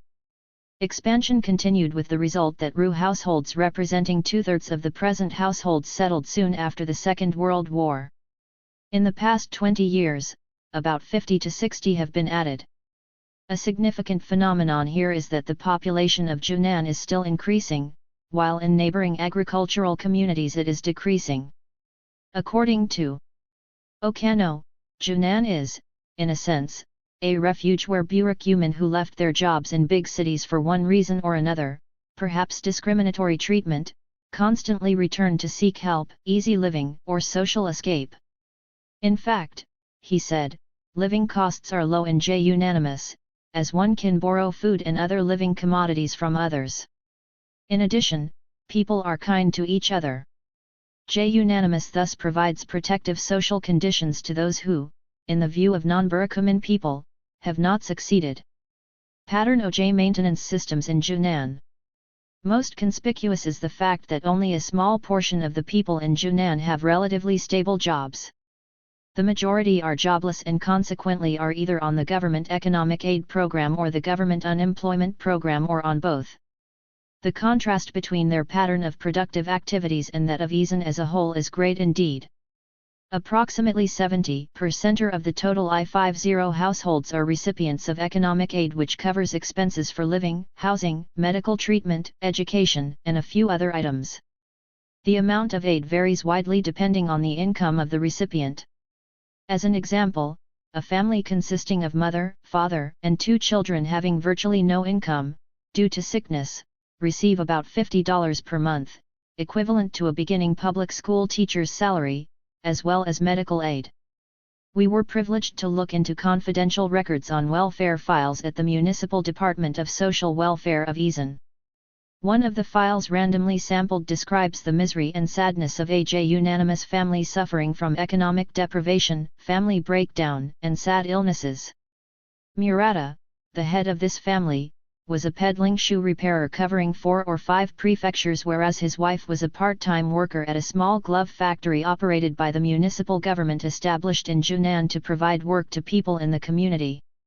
When she applied for governmental relief, she had to support 3 children and her mother-in-law with a meager monthly income of $5 from her work and $IO sent by her husband. She often complained not only about her husband's little contribution to the family income but also his long absence. Meanwhile, she was constantly feuding with her mother-in-law. As their welfare file reads, she was always frustrated and extremely restless and apprehensive. This was worsened by a series of unfortunate illnesses, death of her 35. First son caused by diphtheria, development of her heart disease, eye disease of her 3rd son, and sickness of her mother-in-law. When she was hospitalized, Murata returned to seek a job in Isan. Later he met with an unfortunate traffic accident. Her several attempts at divorce did not succeed since her friends and relatives persuaded her against it at the last moment. She succeeded, however, in separating her mother-in-law from her family. At present she lives with her injured husband and 2 sons on the welfare income of $50 per month from the municipal office. But the medical cost covered by the welfare program is more than twice as large as this income. 1/3 of the entire aid appropriated to Isan citizens goes to Junan.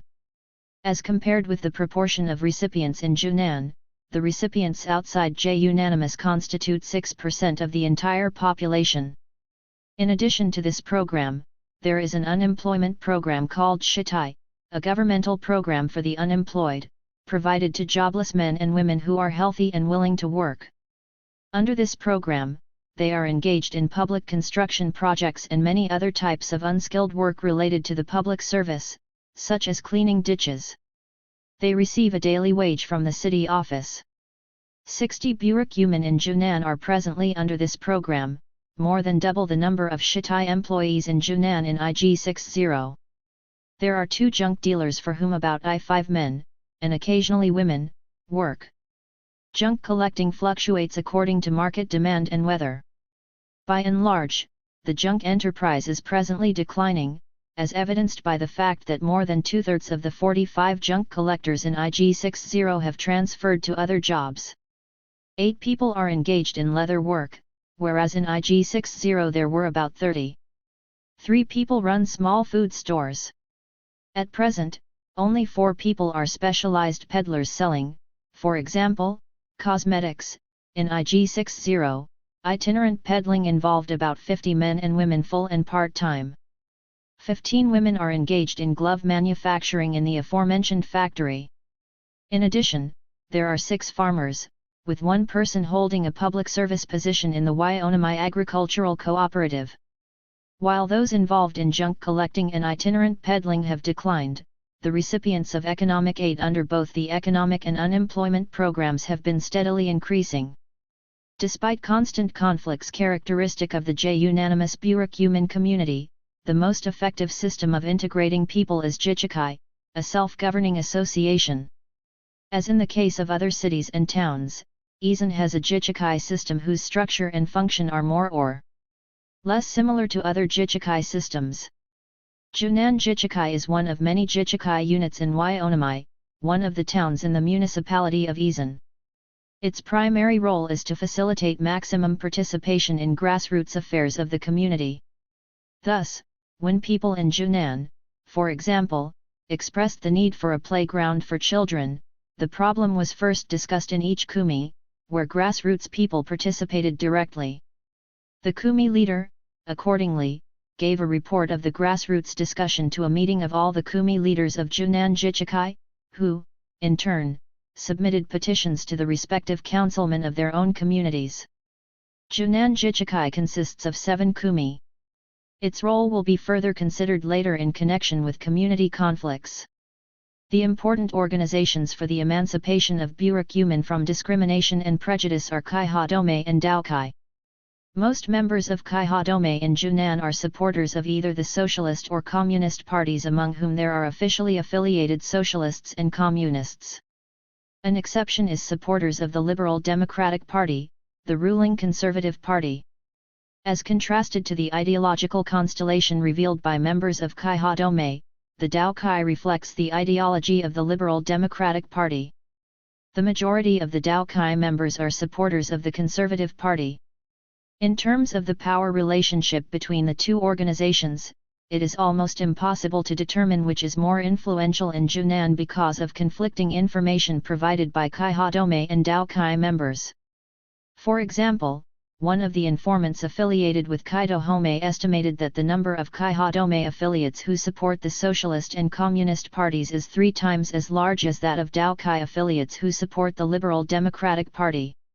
A Daokai informant, on the other hand, denied this estimate.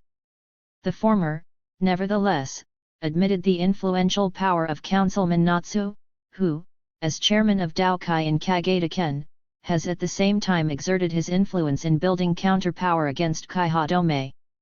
There are, in fact, constant conflicts between the two organizations. At the same time, there is one more piece of evidence to support the Daokai informant's point.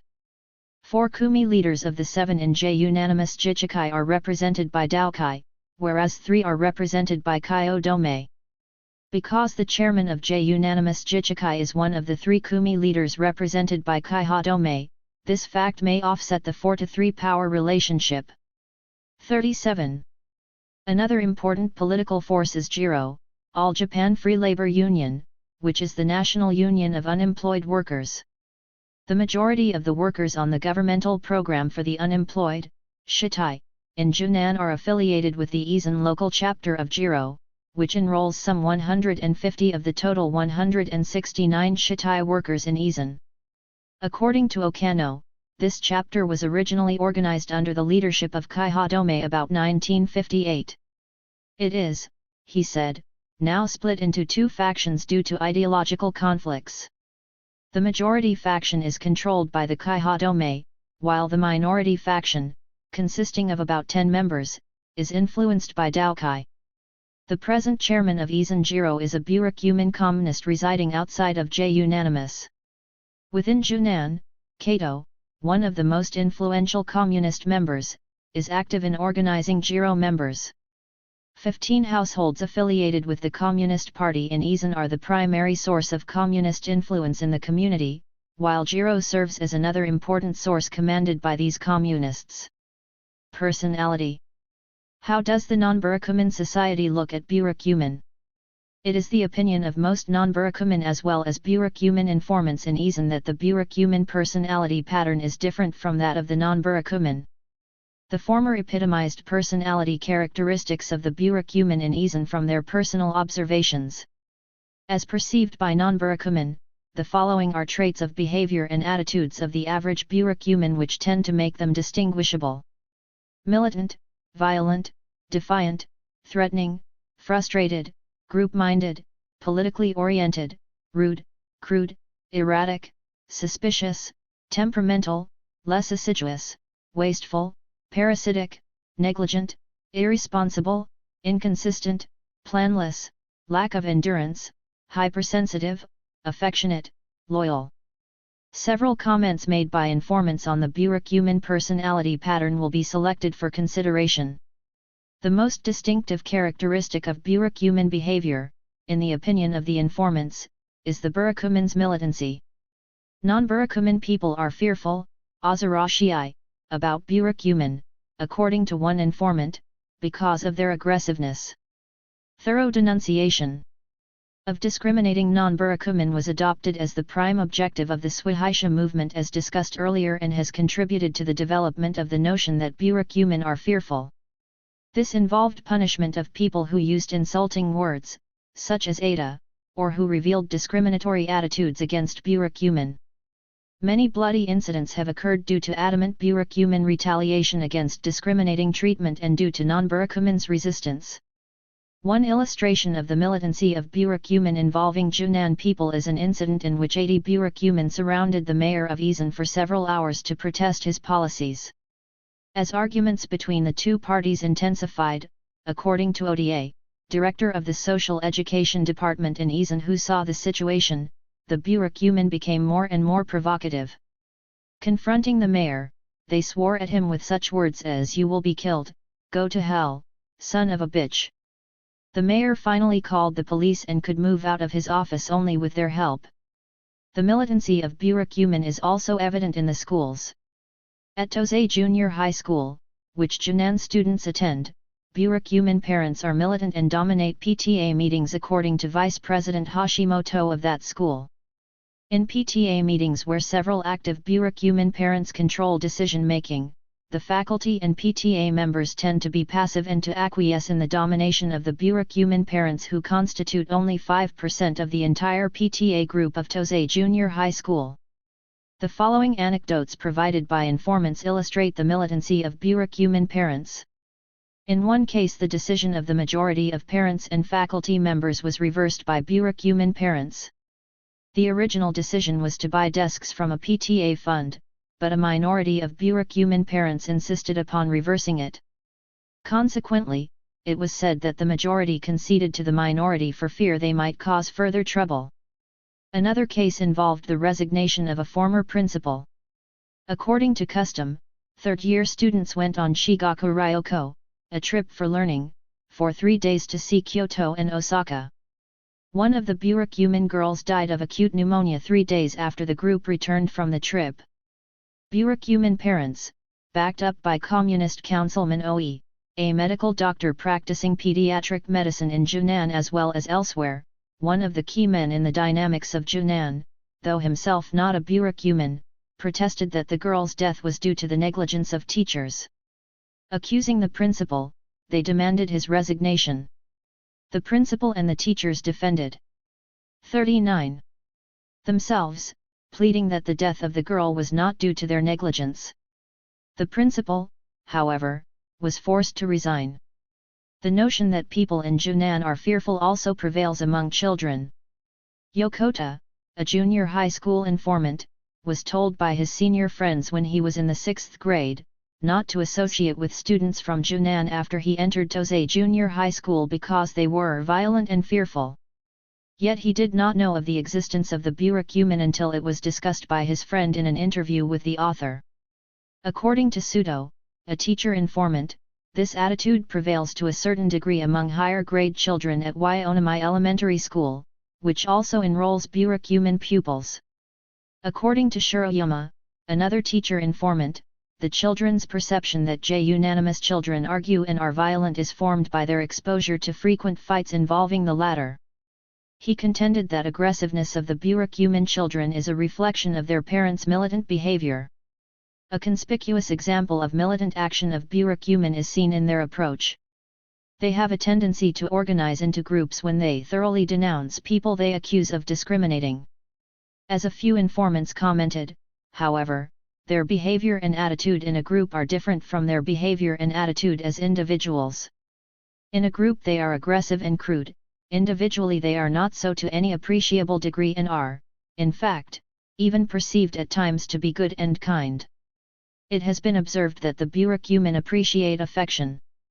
As Oda told us, when they are treated with kindness they never forget. For example, when the most militant communist in Junan came to the city hall with Jiro members to make protests, they were never violent in their behavior or in verbal expressions toward Oda, even though they behaved badly toward others. He believed this was because they felt indebted to him for his kindness. He also pointed out that once a relationship of trust is established, they become obedient. He mentioned further that burakumin are kind, and this observation was supported by non-burakumin women married to burakumin in Junan. Burakumin in general are also regarded as being planless. One informant observed that they place more emphasis on today than tomorrow. According to another informant, this is due to feelings of hopelessness in life and to distrust of the society which discriminates against them in the struggles to attain equal opportunities in marriage and employment. Thus, even though they earn much less income than the average non-burakumin, they tend to spend it in bars and various sorts of entertainment more frequently than the latter. Their attitude toward work and other matters of social life is also said to be erratic and undisciplined. One informant described them as parasitic since most of them do not work seriously to earn a living themselves. He quoted one industrious burakumin shoemaker saying that burakumin cannot expect emancipation unless they assume an industrious attitude to pave their own economic way toward improvement. A successful burakumin slipper maker whose small factory is near unanimous concurred with the shoemaker and offered a remark without defense. One big problem of Junan people in general is the lack of consistency and responsibility. Born in Junan and regarded as an influential Kaiha Dome member slipper maker Hakino compared his employees, non-burakumin are more responsible and disciplined in work than burakumin and the former thus are more preferable. While several burakumin have relatively stable jobs providing constant income, the majority are out of jobs. The latter claim that the fundamental problem is discrimination in employment. Conflict in Junan. Unanimous is a dynamic ghetto. It is a community of frustrated people evidenced by their encounter with the discriminating world. It is also a community feared and shunned by the outside world. Yet it is a live, active community with a deep desire for burakumin emancipation. Conflicts in Junan tend to be created by competitive struggles for leadership in the community. The most heated recent intra-community conflict was generated by an ideological struggle between the Kaiho Dome and the Dao-kai members. First, a brief mention will be made of local activities of Kaiha Dome and Dao-kai since they are active factors 6F the conflict. Both of these organizations are run by men who have deep indigenous roots in Junan. Two full-time executives run the prefectural office of Kaiho Dome, one of whom, Yoshino, a unanimous resident until recently, served as an informant on our research team. According to him, of a total of 52 burakumin communities, 19 local branches of Kageta Kaiha Dome have thus far been organized in the prefecture, and 12 more branches are being organized. There are presently about 300 official memberships of Kageta Prefectural Kaiho Dome. One of Yoshino's major efforts is to establish local branches in all burakumin communities and to increase membership by encouraging sympathizers to affiliate officially with Kaiho Dome. It is Yoshino's hope to achieve a membership of 1,000 within a few years. Yoshino and his colleague travel a great deal from one community to another. His activities vary widely: negotiations with local administrators for the improvement of community facilities such as a community center, negotiations with city officials and officials of placement offices for the employment and economic aid of burakumin, obtaining budgets for burakumin communities, guidance of local branches, denunciation of discriminatory incidents, and negotiations with prefectural administrators to obtain funds for his organization. One of his tangible funds for achievement has been success in helping local branches to employ an additional 42 shite workers and 40 people in public programs such as truck drivers training. A number of these activities and programs involve Junan in one way or another. Kageda Daokai does not have a prefectural office nor a full-time executive of the Daokai organization. Councilman Enotsu, previously referred to as a Junan resident and the organizer of Kageda Daokai, serves as chairman on a part-time basis in his home in addition to his work as a councilman in Izen. The number of members at the prefectural level is as yet not known. Not available is information on prefectural organizational activities. Nonetheless, Enotsu's Daokai organization is becoming a threat to Kaiha Dome. As an example, Daokai power became dominant in a burakumin community in Shinjushi next to Izen due to Natsu's influence reportedly exerted through his relatives residing there. His influence, however, is far greater in J-unanimous than elsewhere and has become a crucial factor in the dynamics of Junan interpersonal relations. A comment made by Nose, an active member of Burakumin Kenkyusho, the Institute for the Study of Burakumin Problems, in Kyoto may well epitomize the two positions of Kyodome and Daokai. Nose said that within burakumin communities there are class conflicts between conservatives, relatively wealthy burakumin and their sympathizers, and radicals, i.e. proletarian-oriented burakumin. The former is represented by Daokai and the latter, by Kyodome. Differences between the two organizations were revealed at the last prefectural meetings of Kyodome and Daokai held at the time of the senatorial election. At the Kyodome meeting held in the capital, 42 of Kageda, a Socialist Party candidate and a Communist Party candidate were invited to deliver election speeches for 1 hour in support of Kyodome. At the Daokai meeting held in Izen, although no Liberal Democratic Party candidate appeared, the invited political figures included the national chairman of Daokai, a representative in the lower house affiliated with the Liberal Democratic Party, a senator, speaker of the prefectural assembly, and other influential political figures of the Liberal Democratic Party. Natsu and the invited guests spoke about their political platforms and appealed to the audience to support the Liberal Democratic Party. They referred only sporadically to burakumin problems in connection with the policy of the Conservative Party. Their speeches took the entire morning session. The audience at the Daokai meeting was extremely quiet and orderly, and Natsu's relatives were alert so as to carry out the program smoothly. Meanwhile, the participants at the Kyodome meeting were quite vocal. After the election speeches, the first Kyodome item on the agenda discussed was the election of executive officers and chairmen. A conflict arose among several local branches and the meeting became chaotic.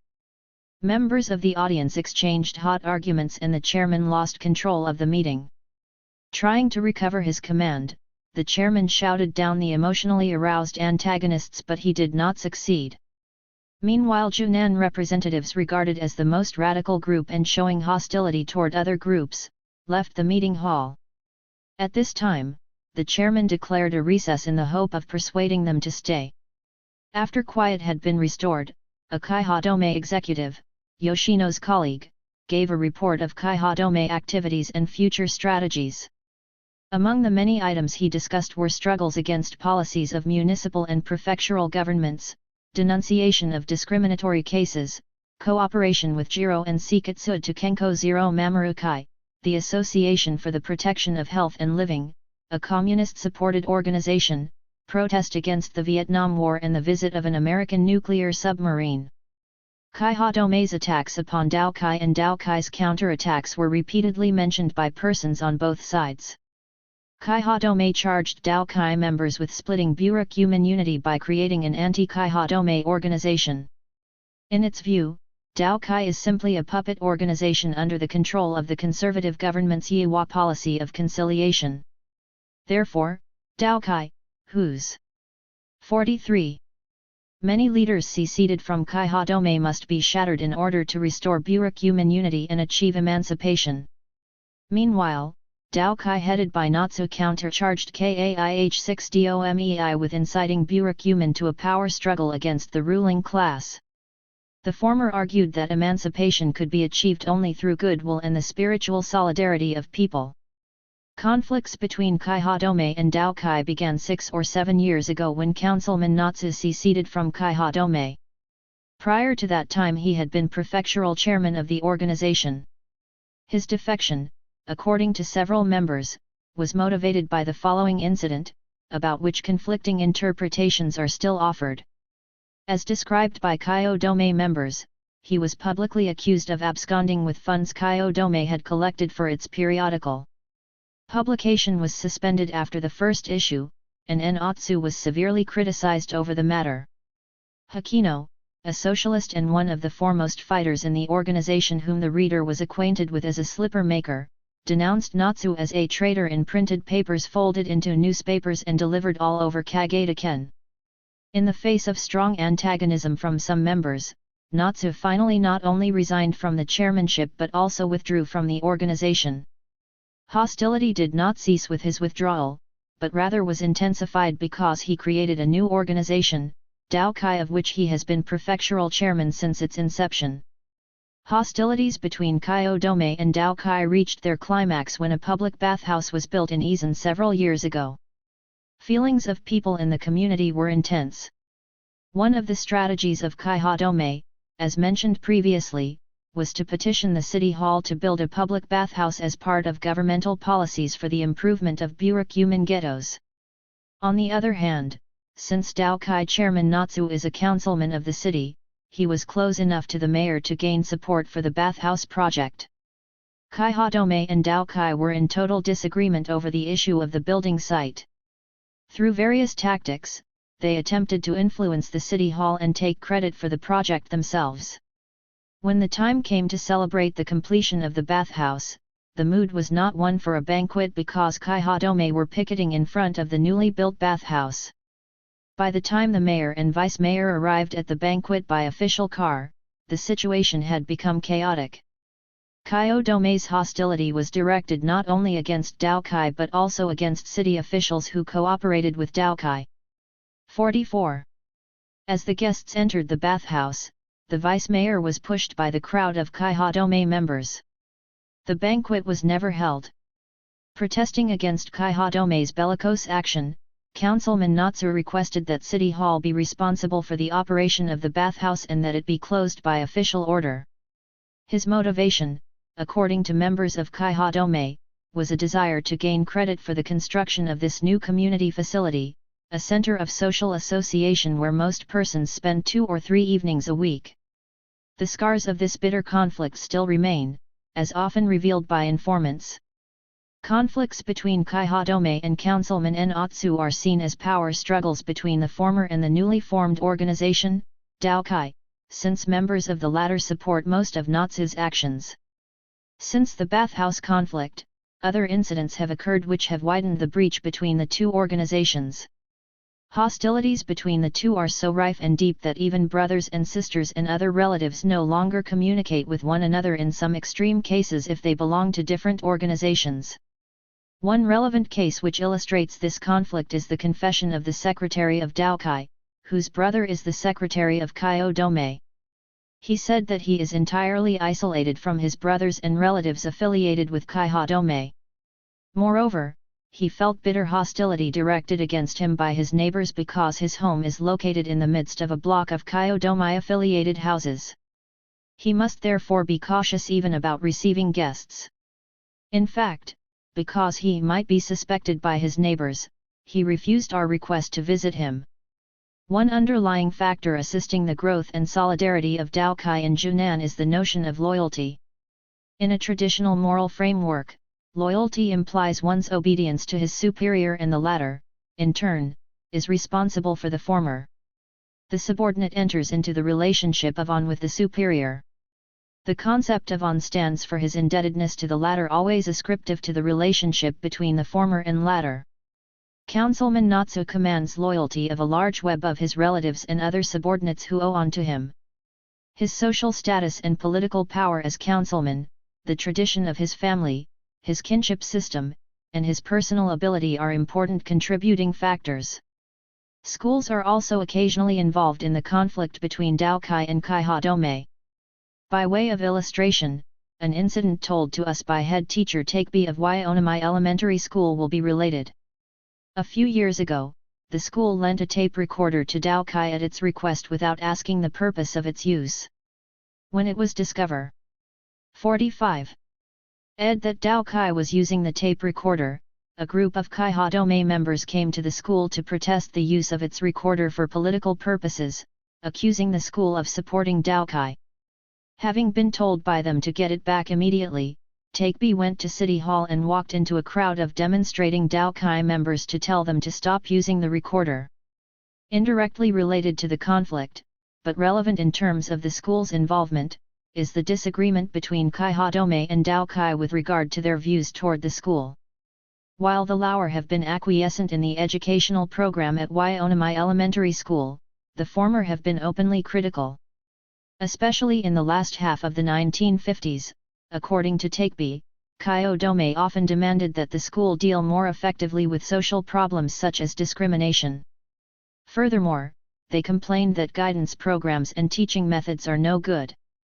To help alleviate the pressure of Kaihadome's criticism and complaints, the principal of Waiomai requested the intervention of burakumin socialist Hakino, who was exceptionally sympathetic toward the teachers. A recent incident relating to a playground further illustrates the cleavage between the two organizations.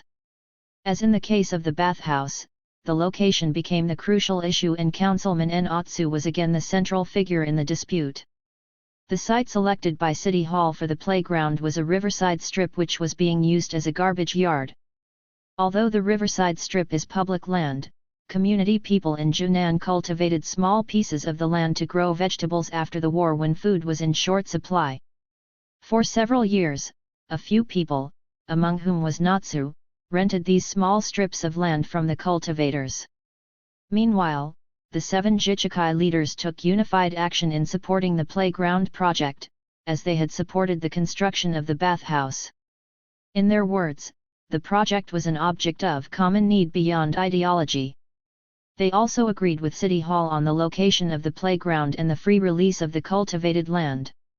According to Jichikai leaders, Councilman Natsu drafted a petition urging the speedy construction of the playground and free release of the land.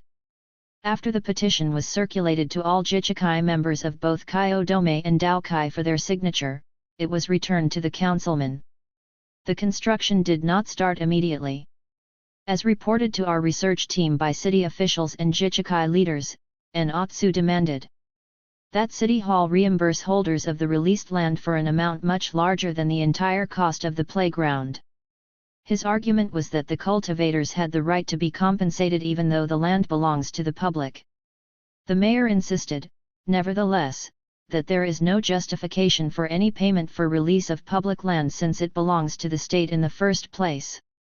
The dispute delayed construction for more than half a year. It was finally begun when City Hall decided to make partial reimbursement to the cultivators.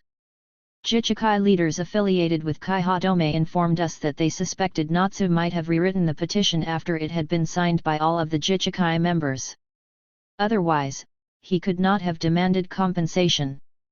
Because the land was largely rented by Natsu and a few other Daokai members, we were told that he took this action for his own benefit. On the other hand, Daokai members, including Jichikai leaders who until this time had supported the original petition, remained silent when Otsu changed his mind. Despite Kaihadome's charges, Natsu told us that it was he who should be accorded full credit for persuading the city council to vote for the playground project. Furthermore, he pleaded that it was plausible to demand compensation since the cultivators had a de facto right to use the land. All in all, this dispute has further widened the breach between the two organizations. The slogan, common need beyond ideology of which the burakumin Jichik leaders often spoke, did not yield the unity among community people. Beneath these conflicts between Kaihadome and Daokai, there is a political undercurrent centering around Councilman Ge, the single communist politician in the city council, who serves as the most influential source of the brain trust for the radical unions to which we referred earlier, Jiro and Sekitsu Tukenko Zero Mamorukai, an organization of which left-wing affiliates of Jiro as well as Kyodome are also members. While serving as city councilman, he also has a medical practice in J-Unanimous. He is responsible for signing many medical certificates necessary for patients in Junan. According to informants hostile to him, however, his frequent visits to the community are not only for medical purposes, but also for instilling communist doctrines and tactic into the minds of people or for informing them of current issues at the local and national levels. Through these patients and the organizations in the community more or less under his control, his influence penetrates to a great extent throughout Junan. This was proved in the last election of councilman. 47. Ge, although not a burakumin himself, received more votes in Junan than did Natsu. As they are mutual foes, opposing each other at many points, their mutual antagonism was manifested, according to a J-Unanimous informant, in indescribable acrimony in their attempt to destroy each other during the election campaign. This could symbolize the acrid conflict between Kaihadome and Daokai. Unity or continuing conflict in Yunnan. In the first meeting between one of the 7 Kumi groups and our research team, a Kumi leader commented that one of the saddest features of the community is that people have been split into 2 opposing groups, Kyodome and Daokai, at a time when unified action is needed to attack the common problem of discrimination. This is not his concern alone but also the concern of many others, as revealed by other Jichikai members.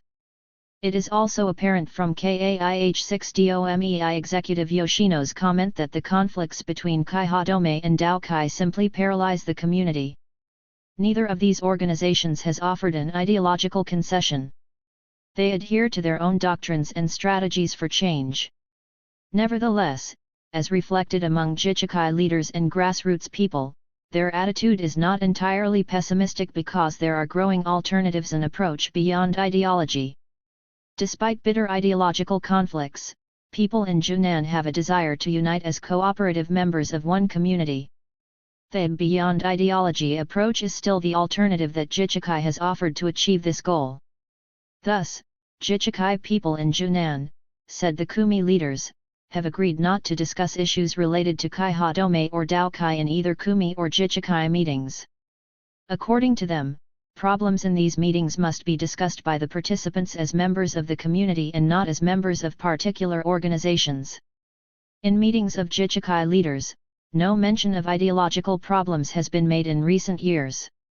The chairman of Jichikai, a KAIH6DOMEI member, has also expressed his concern to make Jichikai a unifying force. Another alternative of the beyond ideology approach has been to achieve unity among the women. With the help of a leader of the Prefectural Federation of a women's organization, an attempt was made to unify the women's groups. However, this endeavor has met with little success. A third alternative of this approach, still in the formative stages, involves a teacher at Waianamai Elementary School who is now director of Dawa education at his school. The idea is to integrate people in the community through education, since education, as burakumin parents put it, is super-ideological and therefore the concern of all people. The teacher involved is Shiroyama who, before he came to Yonamai, had been teaching with his wife in a small school in an island fishing village. He not only taught the pupils but also helped community people to improve human relations. When feuds occurred or when community meetings were held, he was often called to assist as a leader or mediator. As he told us, he succeeded over several years in improving human relations and integrating them better. His achievement was reported widely in newspapers and on nationwide television and radio programs. Although he has been in contact with people in Junan for only 2 years, he has been accepted by them and has earned their respect. A dozen of them including Uda.nga Fu Kyodome and several Dao Kai members drop in frequently at his home for drinks and consultation on a variety of subjects involving problems of children, economic aid, jichikai problems, and jobs. Occasionally, he invites them to bars and restaurants in Isan. Since he is trusted by parents in Junan to a degree where he may be able to take further initiative, he proposed that they organize the association to improve children in which both Kai Hadome and Dao Kai parents will be involved. The purpose, as explained by Shiroyama, is for them to talk freely among themselves about problems of education related to Junan pupils, without allowing their ideological interference to block their avenues of communication. He indicated that the most difficult problem would be to shatter what he terms the double character of burakumin. Although education is said to be super-ideological, the parents' ideological conflicts actually tend to fracture communication and pervade education in his school. Thus far, Shiroyama has no intention of moving into Junan to help integrate the community people. Although burakumin psychology, as he put it, is much more complicated than that of fishermen, he believed it is not impossible to achieve unity in Junan if he puts into it as much time and energy as he did in the island. Nevertheless, the proposed venture seems to him to be a first step toward the improvement of the community. Chapter 4. Burakumin and Education. The historical background of burakumin, including the development of their outcast status and their organized struggles for emancipation in the SH6WA period, has been viewed. Unanimous as the largest ghetto in Isan, has illustrated the life of discriminated burakumin. Junan remains a dynamic and active community, with a variety of involvement in intra as well as intergroup conflicts despite the deep suffering of people. In this chapter, responses of formal compulsory education to burakumin problems will be considered. One of the organized educational efforts to attack prejudice and discrimination widely discussed and tried at the national level is designated as D6WA education. This chapter will focus on the extent to which two schools accommodating Junan students respond to the needs of D6WA education. Schools in Isan. The post-war school system is practiced uniformly in all prefectures in Japan. There is no variation from this policy in the structure of the Japanese school system in the local communities of Isan. In the Isan school system there are 2 public nursery schools, 8 public 2-year kindergartens, 8 public elementary schools, 1 private and 2 public junior high schools, 1 private and 2 public senior high schools, and 1 private Christian college. Approximately 95% of children between the age of 4 and 6 in Isan go voluntarily to kindergartens. Because the kindergartens, though public, are not compulsory, they charge a tuition of $lid per month. Yonamai Elementary School and T6ZAI Junior High School, both of which are outside the Junan burakumin community, accommodate all burakumin children in Junan. The enrollment of burakumin children in Yonamai Elementary School constitutes about 80 out of the total school population of 290, or slightly less than 30%. In T6ZAI Junior High School approximately 55 burakumin students constitute only 5% of the total of R070 students. Each school has a special education program. Yonamai enrolls 8 special children, of whom 4 are burakumin children, while burakumin at the higher level equally constitute half of the total enrollment of 10 students in the T6ZAI program. In both programs the percentage of burakumin enrollment is exceedingly high. Isan Superintendent of Schools Kurono attributed a high rate of mental retardation among burakumin to their endogamous practice. In recent years, 85% of all junior high school graduates in Isan have gone to senior high schools. In Junan, however, only 10 to 20% of the burakumin students attend senior high school. Those who do not continue their education work at jobs obtained principally through the public placement office of the city. Half of Junan graduates who discontinue their education, however, do not use the channel of the public placement agent but rather seek the assistance of their relatives or acquaintances of their parents. The typical fields of employment which burakumin enter are shoe industry, automobile repair factories, general machine repair factories, iron works, food stores, meat shops, textile industry, etc. Some Junan graduates stay in their community without employment. 38% of senior high school graduates continue their education in college. College education is seldom available to burakumin students, however. Finally, a note on the personnel of the two schools. At present, there are 2 full-time faculty members at Yonemai Elementary School, 1 part-time faculty member, and 2 full-time secretaries. The staff of T6ZAI Junior High School consists of 40 full-time faculty members, 3 part-time faculty members, 1 librarian, and 3 secretaries. In each school there is a faculty member charged with D6WA education. School program. The curriculum of compulsory education as well as senior high school education is determined exclusively by the Ministry of Education. Educational content, class schedules, and other relevant requirements are prescribed in the course of study and in the guidebooks provided by the Ministry of Education. In this way, compulsory education is conducted uniformly both in public and private schools throughout Japan. At the senior high school level, there are variations in the curriculum as required by the nature of the school, e.g., commercial, industrial, or general senior high schools. In each category of specialization, however, the Ministry of Education's curriculum requirements are enforced to a large degree. In compulsory education, 4 basic areas are prescribed by the Ministry of Education: general curriculum, moral education, special education activities, Takubutsu Kyoku Katsudo or Taketsu, and general school programs, Gakokyuji. The general curriculum for the elementary school consists of 8 subjects: Japanese, social studies, mathematics, natural science, arts, music, physical education, engineering, and home economics. The junior high school level curriculums include the following 8 subjects in addition to English: Japanese, social studies, mathematics, natural science, arts, music, physical education, engineering, for boys, and home economics, for girls. At the junior high school, 37 hours per week are the minimum requirement for instruction prescribed in the course of study. At the elementary school level, 35 hours are required for the 5 grade levels except first grade. Special education activity includes special class activity at the junior high school level, special class discussion at the elementary school level, and club activities. 1 hour per week is required for these activities and discussion at both levels.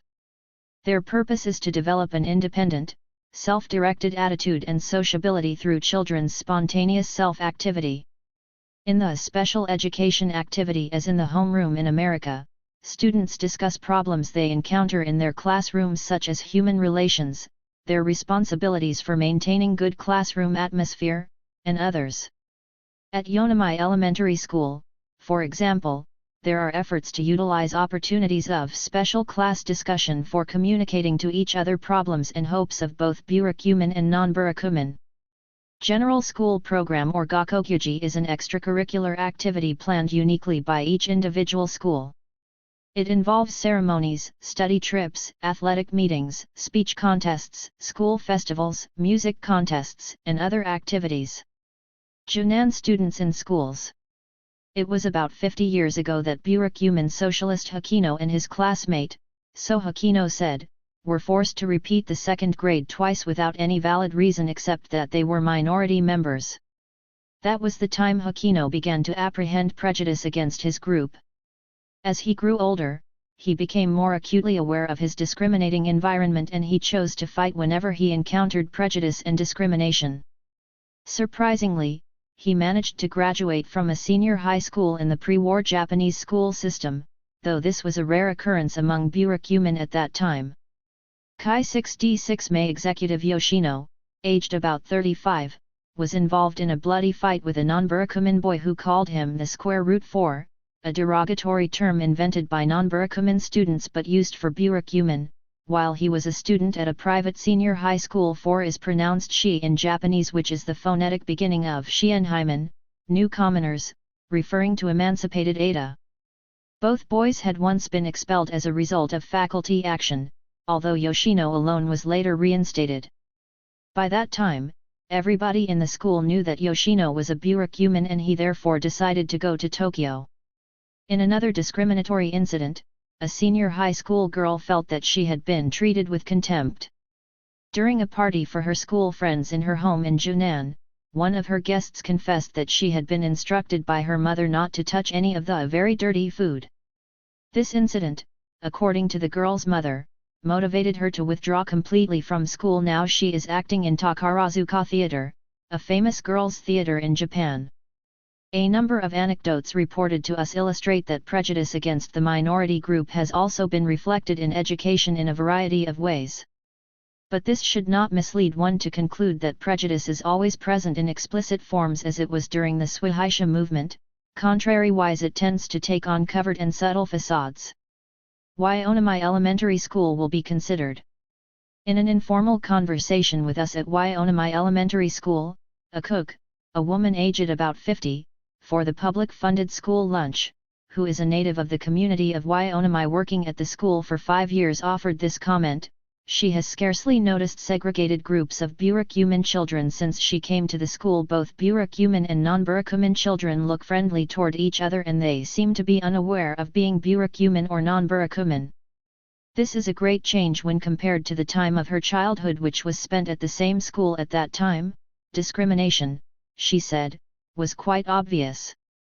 As teacher SUT6 pointed out, non-burakumin children are often instructed by their parents to be cautious not to use invidious expressions against Junan children, nor to engage in fights with them which may involve confrontation with militant minority parents. This particular attitude is reinforced during their socialization and in fact, according to Suto, it is reflected in interactions with burakumin children. In his 6th grade class, for example, all children know who comes from Junan and they are cautious toward the latter. The boss of the girls in this class is a physically superior and athletic burakumin to whom non-burakumin, even including a few boys, are more obedient than provocative. According to a sociometric survey conducted by Onamai Elementary School, burakumin children in 5 classes out of a total of 9 are liked by burakumin as well as by non-burakumin classmates no less than non-burakumin children of average popularity are. 2. A few burakumin children in 2 classes seem to enjoy higher popularity supported by both groups than other classmates of average popularity. 3. Meanwhile, in 2 other classes burakumin's personal preference is expressed exclusively toward themselves on the one hand, and non-burakumin's preference only toward non-burakumin. As far as this sociometric survey is concerned, it does not yield a definite pattern of interaction between the 2 groups. Nevertheless, we were informed by teachers that upper grade non-burakumin tend to steer shy of Junan children. Meanwhile, according to Shiroyama, burakumin children are unusually sensitive and apprehensive toward other children. Some upper grade J unanimous children, but not all, become aware for the first time that they are minority members. They are usually anxious, insecure, suspicious, temperamental, and aggressive, traits commonly shared by their parents. It was Shiroyama's account that the parents' hypersensitivity toward non-burakumin's attitude and behavior is reflected in a configuration of attitudes of their children. Types of reactions of ghetto children to their outer world vary, but dominant among them is aggressiveness. Over % of the fights and the stealing which occurs at the school involve them. Their hostility against the outer world was aptly illustrated by an incident described by Shiroyama. On Sunday about a month ago, a group of 7 Junan graduates, 7th and 8th grade students, came to the elementary school playground to play. They asked at the school for a large aluminum teapot. A teacher discharging the responsibility of Sunday superintendentship, a common practice in Japanese schools, refused to lend it but later yielded to their demand. They tossed it into the air time and again and hit it with a baseball bat. Later it was returned to the teacher in deplorable condition. In the afternoon of the same day the teacher could not prevent these rebellious boys from swimming in a muddy swimming pool, a part of the school facilities. As their parents commonly do, ghetto children occasionally unite to confront the outer world. The following is one relevant example. A burakumin group of 6 elementary school children and a few junior high school students went to a neighboring elementary school to fight 2 non-burakumin boys. One boy in the former and the latter 2 had collided against each other when they were riding bicycles. The burakumin boy was resentful when these 2 boys did not apologize to him and they decided to retaliate. Group solidarity for protection against the outer world is emphasized by adult burakumin. Similarly, children do not fail to attribute a high value to it. A softball team of burakumin elementary children seems one of the organized ways of strengthening solidarity.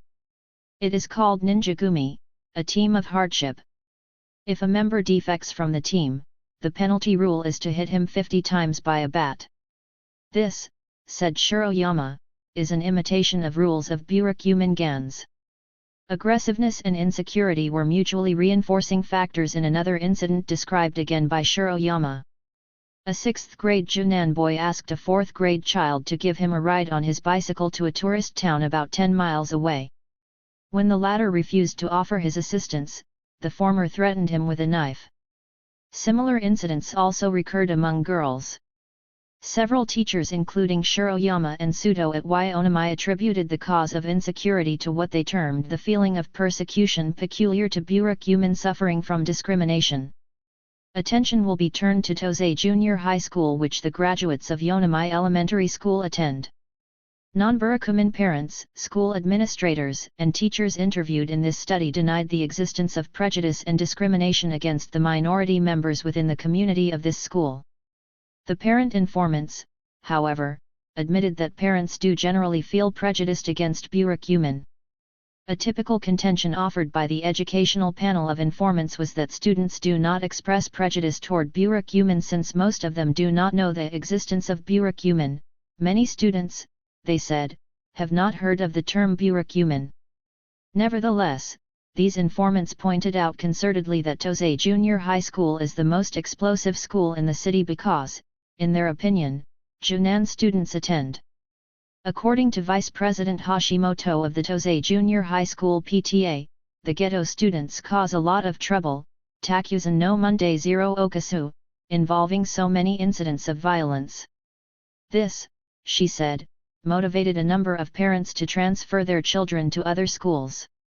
She firmly denied that transfer is a reflection of these parents' prejudice against burakumin. Instead, she insisted burakumin themselves are responsible for transfer. Incidentally, her opinion that Junan students are solely responsible for many incidents of violence was not endorsed by a son of another PTA informant. He believed that non-burakumin students are equally responsible. Meanwhile, Principal Kando of Tosei acknowledged that incidents involving both burakumin and non-burakumin have decreased recently. About 50 students were transferred to schools outside the city of Izen every year until last year. To effect their transfer, parents had to change the children's formal residence from Izen to Shiramachi, a city next to Izen, or other cities where relatives live who, as patrons, would accept parental responsibilities. It is illegal to send children to schools outside of the school district if they have residence in the school district determined by the city.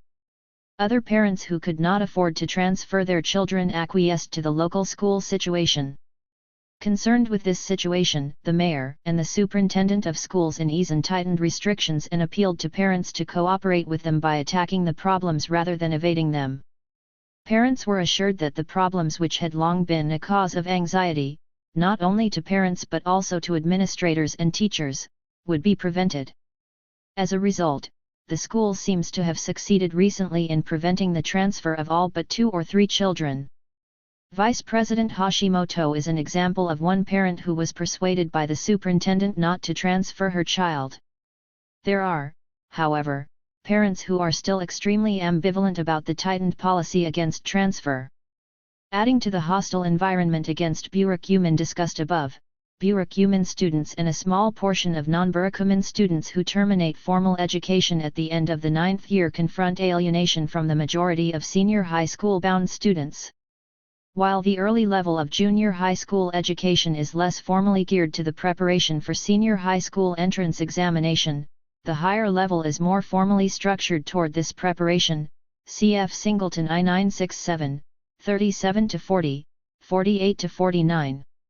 In fact, 1 to 2 extra hours are devoted every day to preparatory drilling at the third year level. Furthermore, students are categorized into different groups according to their ability. Drilling is practiced to such an extent that between 25 to 30 preparatory tests are given to senior high school bound students. In this context of preparation-oriented education, ghetto students received not only meager attention from their teachers and classmates, but, as teachers admitted, are also bored and frustrated. Polarization between students caused by the preparatory system, said Vice President Hashimoto and another PTA informant Takano, becomes wider as graduation nears. No wonder burakumin students walk out during class hours. No wonder also they are rebellious against authority and aggressive toward non-burakumin students. Discussing the examination system and its influence upon the nature of education programs, Principal Kando stated that the criteria for college entrance examinations determine not only educational content of senior high schools and earlier levels of education but also methods of teaching and learning. Senior high school entrance examinations, in turn, influence the basic nature of preparatory education at the junior high school level. The kind of education offered at the elementary school level is affected by the examination pressures imposed upon junior high schools. That the framework of expectations for college entrance examinations determines earlier education to a considerable degree may well be viewed as a general manifestation of the dominance of essentialist traditionalist orientations in Japanese education. None of the informants interviewed denied Kando's observations.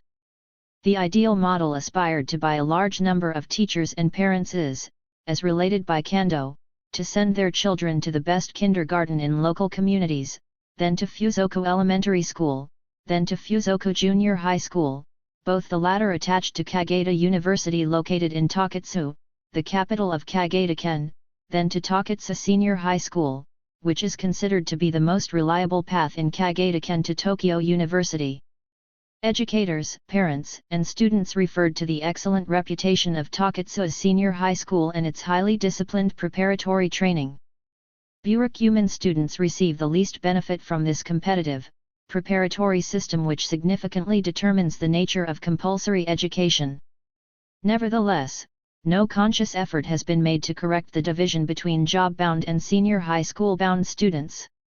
Even though both Superintendent Kurono and Principal Kando agreed that Zenjin Kyoku, whole-man education emphasizing character development, should be developed, sessions officially devoted to moral education to special class activity are often replaced by drills.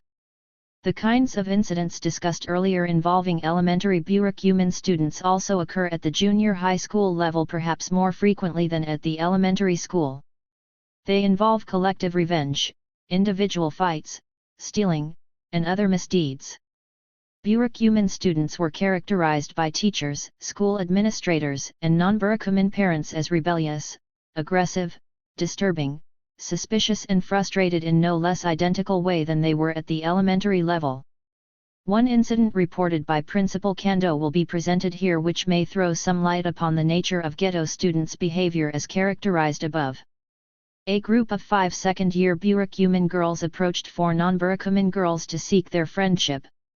The former asked the latter to meet at a nearby senior high school in the afternoon on a cold day in December. In response to the request, the latter showed up at the place. Burakumin girls proposed that their leader and one representative of the other group would cut fingers with a blade prepared by burakumin girls to exchange blood so that friendship might be firmly established. When one non-burakumin girl, frightened with this proposal, refused to become their friend, she was ordered to undress and show her nakedness. She became further frightened and burst into tears. As a result, the exchange of blood also failed. Burakumin girls then asked the other girls to share the money they possessed to buy candies. The latter hesitantly gave money which totaled 50 cents.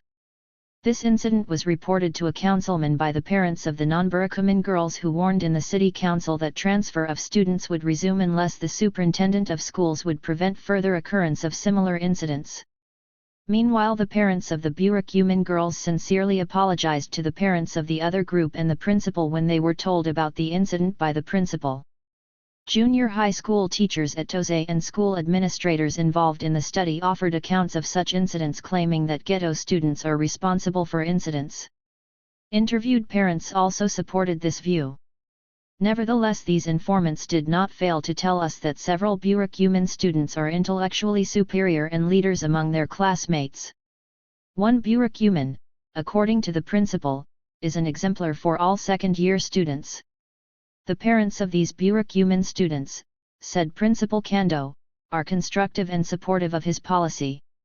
According to Seitokai leaders, the faculty of Tosei Junior High School tends to avoid their involvement in problems related to burakumin students. The following may reveal their attitude toward burakumin. A case of Seitokai involvement will be considered. Seitokai is a students' self-governing organization whose objective is to govern and develop a community of students through self-directed activities. Its central role is to organize the life of the students in the school through club activities, committee activities, and the enforcement of rules. Tosei Seitokai takes considerable responsibility in maintaining order in the students' community within the school. The Seitokai officers, who are elected by the entire body of students and Shiban, student patrol, members, are particularly committed to this task. They formulate weekly schedules to improve order in the school community, such as students' attitudes, behavior, and problems of cleaning the building. To enforce Seitokai rules, they patrol the school 2 or 3 times a day. Thus, 2 meetings of the Seitokai officers and Shuban members are held daily, one in the morning and another in the afternoon, to coordinate their roles and to review their observations. There are 2 kinds of Shiban members, the school Shiban and the class Shiban. The former consists of 12 members chosen by Seitokai officers on a cross-grade basis from the entire Seitokai membership. The class Shiban group is composed of several members of each class responsible for order in their own classrooms. Both groups work in a close relationship. Leaders of Tosei Seitokai have attempted to improve the behavior of rule-breaking students who are rebellious, deviant, violent, and mischievous. Among these students are both burakumin and non-burakumin deviants. Special attention will be given to burakumin students. The principal and teachers, in the opinion of Seitokai leaders, try to ignore the misbehavior of Junan students because of the militancy of burakumin parents. 2 anecdotes were provided which support the observations of Seitokai leaders.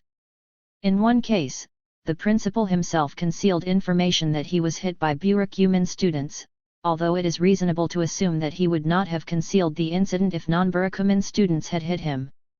The head teacher, according to the other anecdote, pretended not to pay attention to Junan students when he saw them smoking on the school campus. Seitokai leaders deplore this cowardice and submissiveness. Seitokai leaders have reportedly played an aggressive role in coping with problems of deviant and mischievous behavior. When they discover students breaking Seitokai rules, Yamada, president of Seitokai, and other Seitokai leaders issue an admonition immediately or take deviant students to the Seitokai room for further warnings so that they will not break Seitokai rules again. As a result of their continuous efforts, misbehavior of both burakumin and non-burakumin students has been reported to have decreased considerably. Yamada's charismatic influence seems to have played an important role in these efforts. In fact, deviant students who tend to be rebellious against teachers have become docile to Yamada and a few other Seitokai members. According to a student informant, students show more respect to Yamada than to ordinary teachers because he courageously faces difficulties that they hesitate to tackle. In Seitokai's attempt to change the behavior and attitudes of deviant students, some burakumin students have built up hostility toward Yamada, and burakumin graduates have occasionally intimidated him. Seitokai's aggressiveness is not welcomed by faculty members. On one occasion, Yamada found a student smoking on the campus and took him to the teacher's office for admonition by the principal. Contrary to his expectation, said Yamada, instead of admonishing the burakumin student, the principal told the Seitokai leader to treat the student more carefully. He further commented that Yamada was too aggressive. Seitokai leaders deplored the little support and encouragement, as they put it, given by the faculty members in their commitment to improve students' attitudes and behavior at school.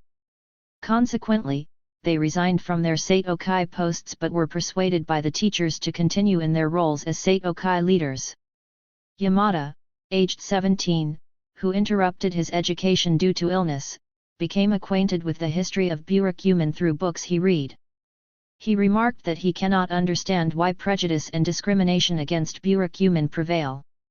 Meanwhile, two other Seitokai leaders attending several meetings with us where Yamada was also present did not hear about the minority group until Yamada referred to it. Neither their parents nor neighbors have mentioned the burakumin group to them. Among 6 students of a college in Izen who offered assistance to our research team, 3 became acquainted with burakumin problems recently, 3 others learned about burakumin after they entered senior high schools.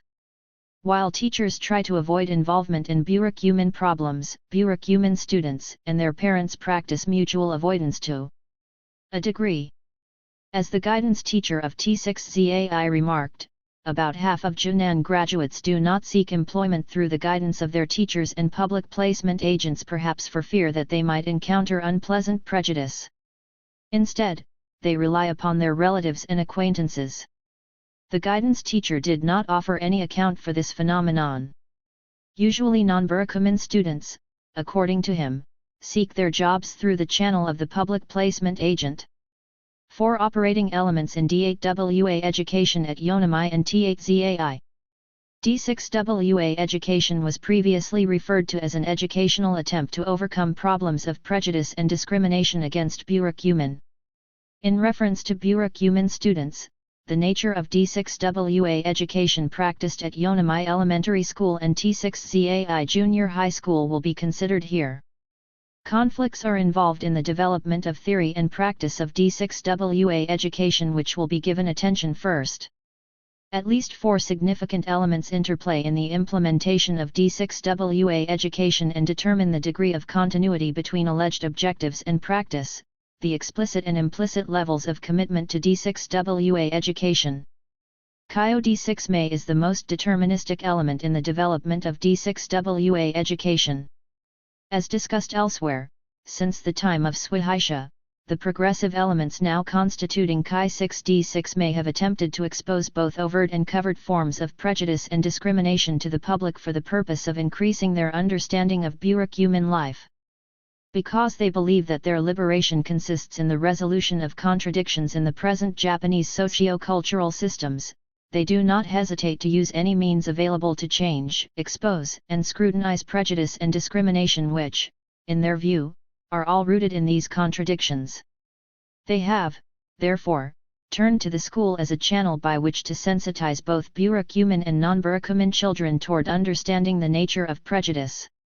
Chi 6D6 claims that the school should systematically deal with the problems of prejudice and discrimination, for example, through the treatment of burakumin history and analyses of individual cases of discrimination. As the second element, D6WAKAI takes a negative stand toward Kyo D6's attempt to critically expose children to reality. Although D6WAKAI officially contends that D6WA education must be developed, it offers neither abstract nor practical frameworks. In actuality, its stand may suitably be expressed by a Japanese phrase often used by informants, Nita Ko Zero Okasuna, do not wake up the sleeping child, which is equivalent to the English phrase, sweep under the rug. What is meant by the Japanese phrase in relation to D6 Wakai's position is that children should not be exposed to the facts of discrimination.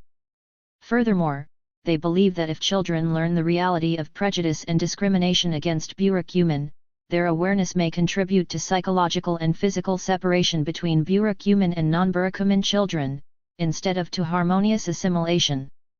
A typical argument used by D6WAKAI members is as follows: most elementary and junior high school students scarcely know of the existence of the burakumin minority group. Therefore, it is not necessary to treat the burakumin problems at the school unless a concrete case of prejudice arises among the children. They urged the school to put more emphasis on moral education and the development of burakumin children's academic ability. The third element is the resistance of many teachers who do not wish to cope with pressures of the 2 major burakumin organizations or to become involved in their conflicts. Most teachers are said to have a high degree of anxiety as to whether they are approved by outspoken burakumin. Particularly in the treatment of burakumin problems, teachers feel they must be exceedingly cautious not to cause trouble. Many teachers, in fact, tend to be hypersensitive about the alleged militancy and aggressiveness of burakumin. They therefore attempt to avoid critical treatment of burakumin problems. There are two categories of teachers who hesitate to make a commitment to D6WA education. The first category includes teachers who are willing to develop D6WA education programs, handling individual problems of prejudice and discrimination as they arise. But they are not confident enough to communicate with and obtain support from burakumin. The other category consists of teachers who may be ambivalent about D6WA education. Although they seem to show their concern with burakumin problems at the explicit level, in practice they refrain from becoming involved in the core of D6WA education. This ambivalent attitude of teachers may be described by another Japanese phrase used by Principal Kando, furine, meaning do not touch. The implication of the furine attitude is that one can be saved from criticism, severe accusation, and attacks by burakumin by avoiding involvement in a critical problem. Teachers taking the furine attitude seem to assume that burakumin problems may disappear gradually if serious conflicts with burakumin are avoided. The fourth operating element is either the unwillingness of non-burakumin parents to support Dawa education or their open resistance to it. As Suto told us, non-burakumin parents would not willingly support the Dawa education program of Waiomai Elementary School if it developed systematic programs requiring more commitment and time of teachers. Because they believe that Dawa education is only for a small minority of children, they demand the school should devote equal attention to problems of the majority of children. The indifference of many parents toward Dawa education was evidenced by PTA informants at Tosei Junior High School. Although admittedly unfamiliar with Dawa education at Tosei, they maintain that it is unnecessary because, in their opinion, there is no discrimination at the school. They feared that inculcation of facts and knowledge about burakumin into the minds of students who do not have the notion of prejudice might produce negative effects on the part of students. Concern for discrimination and prejudice against burakumin, they contended, might threaten both burakumin and non-burakumin students. Neither students nor most parents are aware of the nature of Dawa education despite the fact that the Dawa Education Committee is one of 6 committees of the Tosei PTA. The Dawa Education Committee consisting of parents and 1 faculty advisor are organized for the purpose of developing understanding of Dawa education and burakumin problems. They hold 1 or 2 lecture meetings on Dawa education given by outside resource persons and send representatives to national conferences of the National Dawa Education Study Association, Zenkoku Dawa Kyoiko Kenkyo Kyujikai or Zendokyo, as well as to local conferences. The indifference of non-burakumin parents to Dawa education at Tosei is evident in the fact that even Vice President Hashimoto was hardly acquainted with its program. The Kageda Dawa Education Study Association, Kageda Dawa Kyoiko Kenkyo Kyujikai or Kadokyo, rightly points out the cause of the slow progress of Dawa education in Kageda, namely, the opinion of teachers and parents that is not necessary. It is their belief that, there is no problem of prejudice, it is unnecessary to wake up the sleeping child, the present situation is much better than the past, there are doubts as to the effectiveness of Dawa education. Kadokyo further points out that the practical evidence of this opposition is illustrated by the fact that about 30 or 40% of burakumin communities and schools accommodating burakumin children in the entire prefecture of Kageda oppose D6WA education. In view of this fact, non-D6WA schools, that is, schools which do not enroll burakumin children, KAD6KY6 concludes, are hardly aware of the significance of D6WA education. The 4 elements discussed here, namely Kyo D6MA, D6WAKAI, teachers' resistance, and parents' indifference, are essential determinants affecting the developments of D6WA education as will be seen below in greater details. Dawa education at Waiomai. D6WA education at Waionnai Elementary School began in 1957 under the guidance of the Prefectural School Board, primarily because progressive burakumin demanded the launching of a D6WA education program. The teachers, SUT6 recalled, were unfamiliar with D6WA education at that time because they had never been exposed to the treatment of D6WA problems in an organized way. In 1958 an attempt was made to treat D6WA problems within the framework of moral education which had just been initiated. In 1959 the previous program was developed somewhat further with the application of a conceptual scheme presented in the 1958 Conference of ZEND6KY6. This scheme provided a rationale for D6WA education, according to which prejudice and discrimination might be ultimately dissolved if basic biological, psychological, and social needs such as love, freedom, health, happiness, and economic security were satisfied. To provide objective data for the program, Waionnai Elementary School did research covering the evaluation of burakumin children's academic ability and IQ, human relations between burakumin and non-burakumin children, their desires, their practical judgment, morality tests, and family environments. In 1960 the central theme of D6WA education was the improvement of academic ability based on the rationale that the emancipation of burakumin, the access to greater opportunities for the satisfaction of needs which are culturally sanctioned, rests primarily upon the higher development of academic ability on the part of burakumin children. As part of its effort to develop D6WA education, the faculty of Waionnai Elementary School conducted a series of discussions with parents in 10 sub-school districts with the support of both burakumin and non-burakumin parents in order to increase communication between these parents. The central purpose of the discussions was to talk frankly about their concerns related to burakumin without fear of being intimidated by burakumin. These concerns included problems regarding the lack of communication between the two groups as well as socialization processes through which burakumin children acquired undesirable behavior traits. In order to hold discussions with parents, teachers visited each community in the school district and served as a communications channel between the burakumin and non-burakumin parents in conveying their views and observations to each other. In 1961 the emphasis of DSWA education was placed on group guidance to make children more sensitive to their daily problems and the realities of life. Contending that crucial problems of burakumin culture were not treated thus far in the view of radical burakumin, Chi-ISD-ISME opposed DSWA education, while Diswakai remained silent. Chi-ISD-ISME urged the school to develop a program based on Zendiskius orientations by which to sensitize children towards social reality. In order to avoid political involvement, according to SUDS, Waionnai Elementary School deliberately developed a moderate program of DSWA education by disassociating itself from Zendiskius. In view of the criticism offered by Chi-ISD-ISME, the teachers of Waionnai worked diligently to develop a more comprehensive program in 1962 and 1963. The program which they designed, however, was not what Chi-ISD-ISME had envisioned as an effective DSWA education program. The program will be looked at closely. Although the program is a specific educational attempt to solve problems which both burakumin and non-burakumin face in their mutual encounter, it does not have any specific focus upon these chronic problems from which the burakumin have long suffered.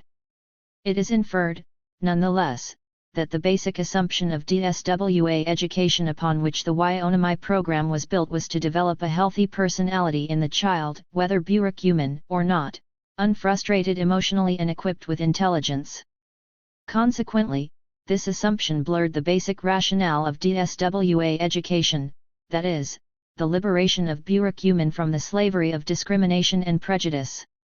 Under that assumption, accordingly, Waionnai Elementary School attempted to improve human relations of children, methods of teaching, and psychological and physiological environments. Following is the outline of Waionnai DSWA education.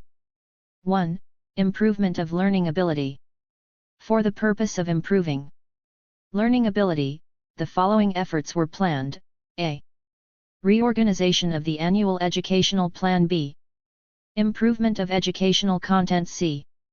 Improvement of teaching methods D. Supplementary tutoring for slow learners E.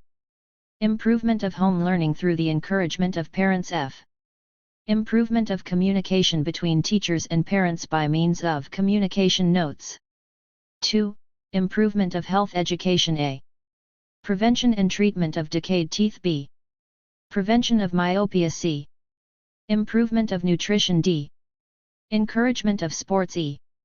Improvement of hygiene.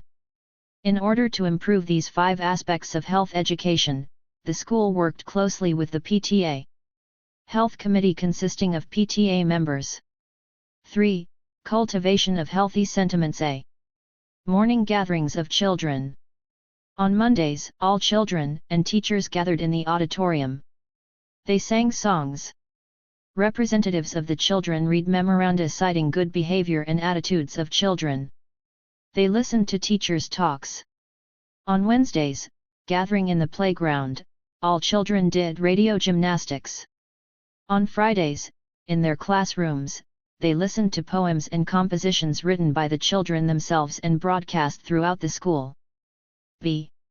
At lunchtime, records were played. 4. Improvement of the school environment A. Trees were planted and school gardens were expanded. B. A new concrete block fence was built. 5. Fostering self-directedness of the child. The central purpose was to encourage the child to think creatively and independently. 6.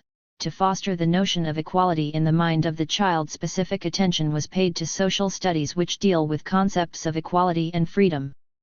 7. Publication twice a year of the Sasayaki, a 20-page school pamphlet. In the Sasayaki, children, parents, and teacher expressed their feelings, opinions, and desires as frankly and honestly as possible so that it might help them to communicate better with one another. For example, a second-grade child wrote the following note to her father. Daddy, you often scold me. Daddy, do you really hate me since I was born? You come back late at night every day, Daddy. Do you know I wait for you to come home? I do not like you to return so late at night. Daddy, please come home earlier. This composition exemplifies the nature of the Sasayaki, which implies little voice. 8. Improving human relations among children. In this brief outline of Waiōnome D6WA education, which has been conducted for 2 years, it can be seen that there is no explicit focus on burakumin problems.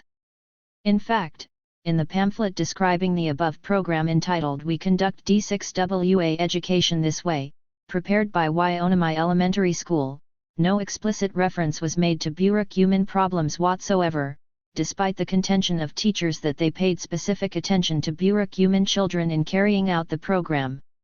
However, SUT6 confessed, it was exceedingly difficult to deal with D6WA problems in this type of program covering the whole range of education for the development of personality, and, as a consequence, there is need for the formulation of a focus around which the treatment of burakumin problems can be programmed. Reviewing the difficulties of the previous program in 1964, the teachers at Waiōnome attempted to deal with burakumin problems within the framework of moral education with a clearer focus and more attention to problems of segregation and prejudice. Thus, they have compiled a guidebook intended to treat burakumin problems in relation to moral education.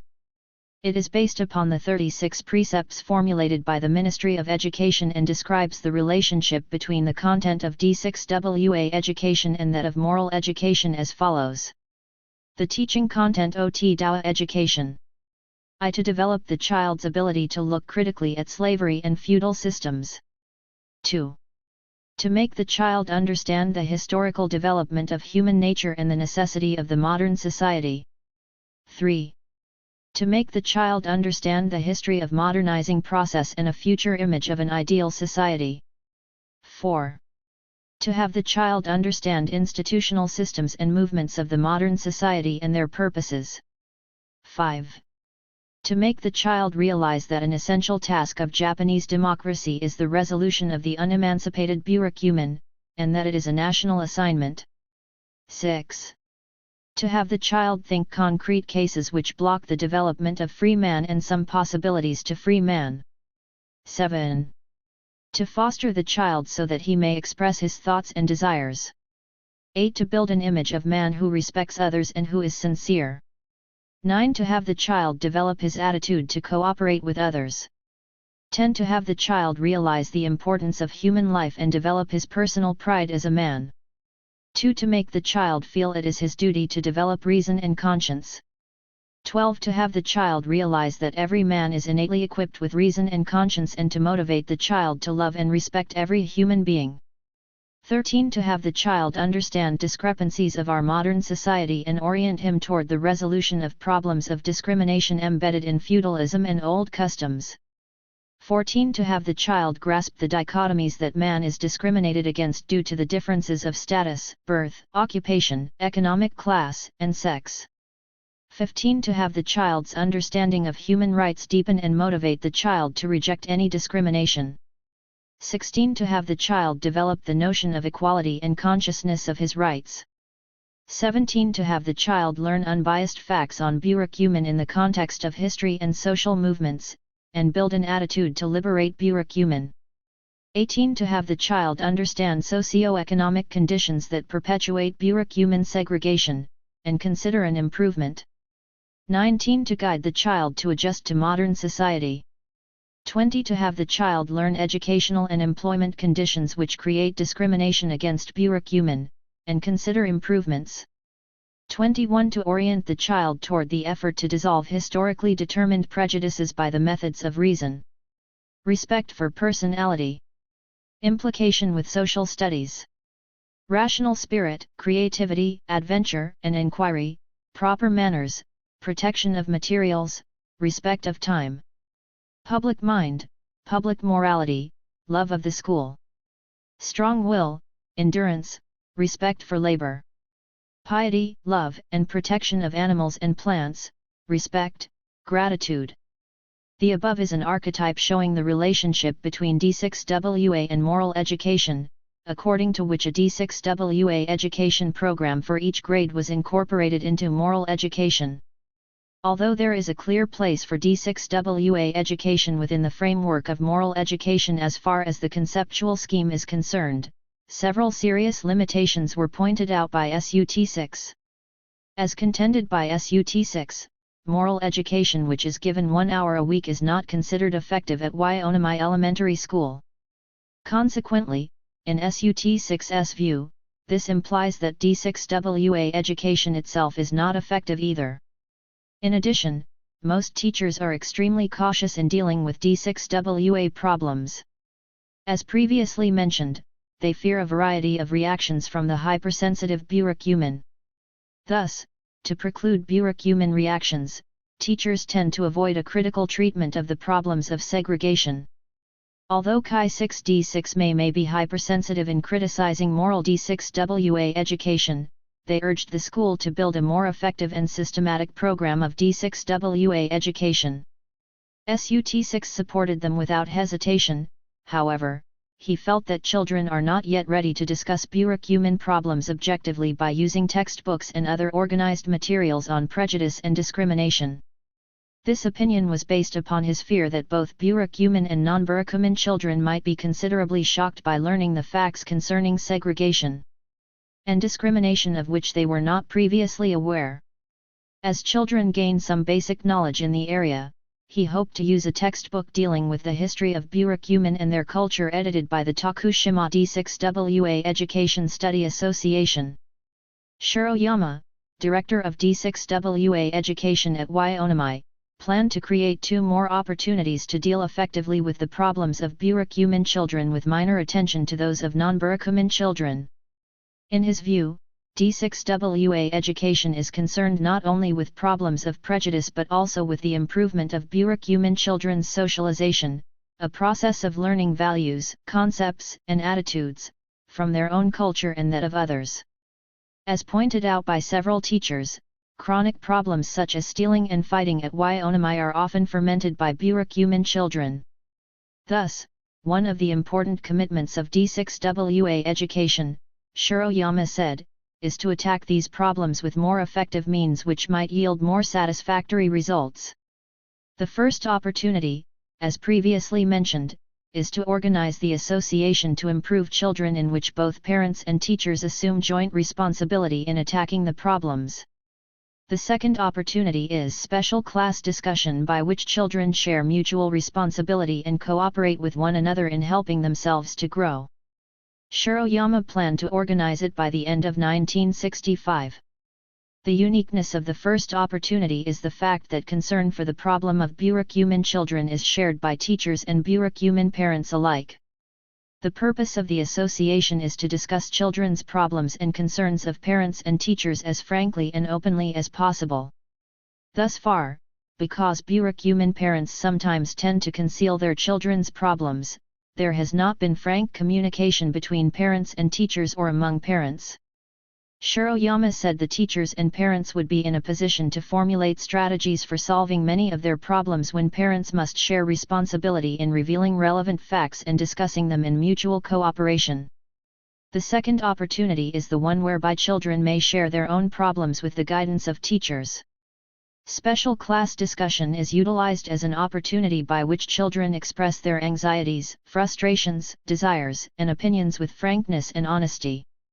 Shiroyama emphasized that the atmosphere should be as permissive as possible in order that they may express themselves effectively. Through this communication, Shiroyama hoped that children would understand one another better and would become more cooperative and sympathetic with one another. They will then organize cooperative efforts to improve themselves by making new rules and programs. When giving guidance to children, the teacher will record their discussions so that problems discussed by children may be studied in faculty meetings. Shiroyama further emphasized that if special class discussion develops well, it will help both burakumin and non-burakumin children to appraise themselves critically and grow further through cooperative interactions. In order to improve special class discussion, Shiroyama planned 3 meetings during summer vacation in which all teachers at Yonomiya would be involved in presenting their special class discussion problems and programs for discussion and further improvement. It was his hope that the association to improve children and special class discussion will contribute to the growth of burakumin children. It has been shown that a discrepancy exists between the implicit and explicit levels, as illustrated by Dowa education at Yonomiya Elementary School. The purpose of Dowa education at the school is to resolve prejudice and discrimination against burakumin by means of systematic teaching and learning. This, however, is simply the explicit objective of Dowa education. As seen previously, Yonomiya Elementary School has attempted in various ways to achieve this objective.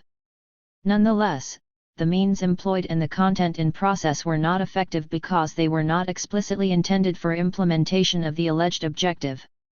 As a matter of fact, teachers at Yonomiya have hardly succeeded in treating burakumin problems systematically in terms of burakumin history or problems of segregation and prejudice which exist wherever burakumin exist. Dowa education, after all, has been conducted for 8 years at Yonomiya without direct involvement of students and teachers in these focal problems. D6WA education at T6CAI. A greater dichotomy is seen at Tozai Junior High School. According to Superintendent Kurono and Principal Kando, their most serious concern has been the problem relating to burakumin children and their parents. On the one hand, burakumin students at Tozai are often seen as juvenile delinquents, troublemakers, and problem children, and they are thus said to be responsible for the transfer of non-burakumin students. On the other hand, Kando and the teachers at Tozai have been deeply concerned with the militancy of burakumin PTA members, who constitute a little less than 5% of the whole PTA body. Kurono and Kando said that these parents arbitrarily have dominated PTA activities with aggressiveness which is typified by a communist who attempts to liquidate anything institutionally established at the school. Despite his alleged concern with burakumin students, Principal Kando did not think that a systematic D6WA education program dealing with specific burakumin problems is necessary because, in his opinion, there is neither segregation of nor prejudice against burakumin students at the school. Thus, he concluded that moral education, without any specific focus on burakumin problems, would suffice to cover D6WA education. He felt that if there is prejudice on the part of non-burakumin, it is generated by burakumin's particular attitudes and behavior, namely, militancy, irresponsibility, parasitism, and rudeness. Burakumin children, he said, reflect the value orientation and attitudinal organization of their parents. Therefore, if they relearn attitudes and values acceptable to the majority, there would not be any serious problem of segregation or prejudice. Hence, Kando's formula for the liberation of burakumin consists largely in their reorientation or resocialization through which they internalize the values of the majority. Interestingly, this view has been supported by two informants who are officials of Isan School Board, Superintendent Kurono and Social Education Director Oda. They also agreed with Kando that a D6WA education program dealing with burakumin problems specifically is unnecessary in view of the fact that there is no problem of prejudice among students.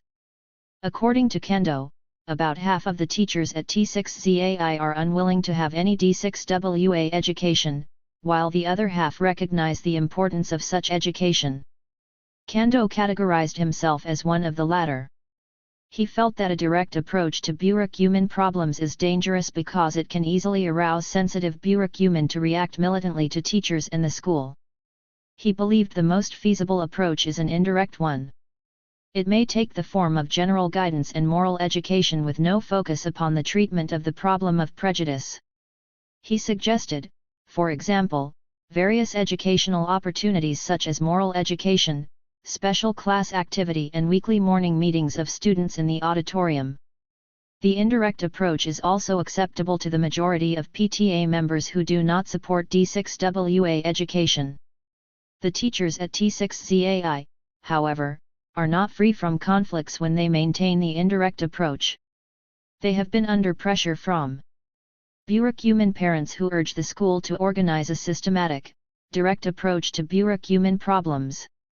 Thus, several representatives of the faculty, along with critical Kyo D6MA parents, attend annual conferences of radically oriented ZEN D6KY6, local meetings and demonstrations of D6WA education.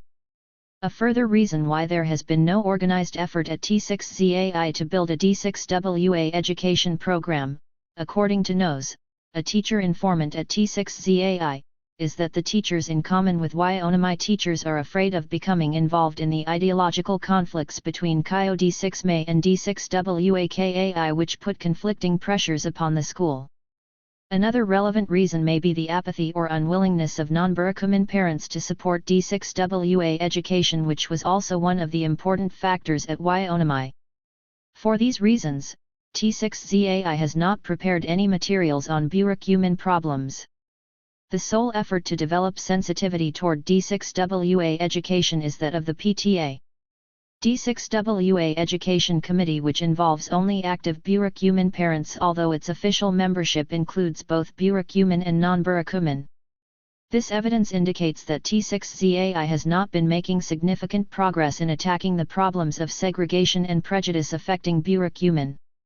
Unlike Yonemai, Tose has hardly developed even an indirect approach to D6WA education which might resolve Kando's most serious concern.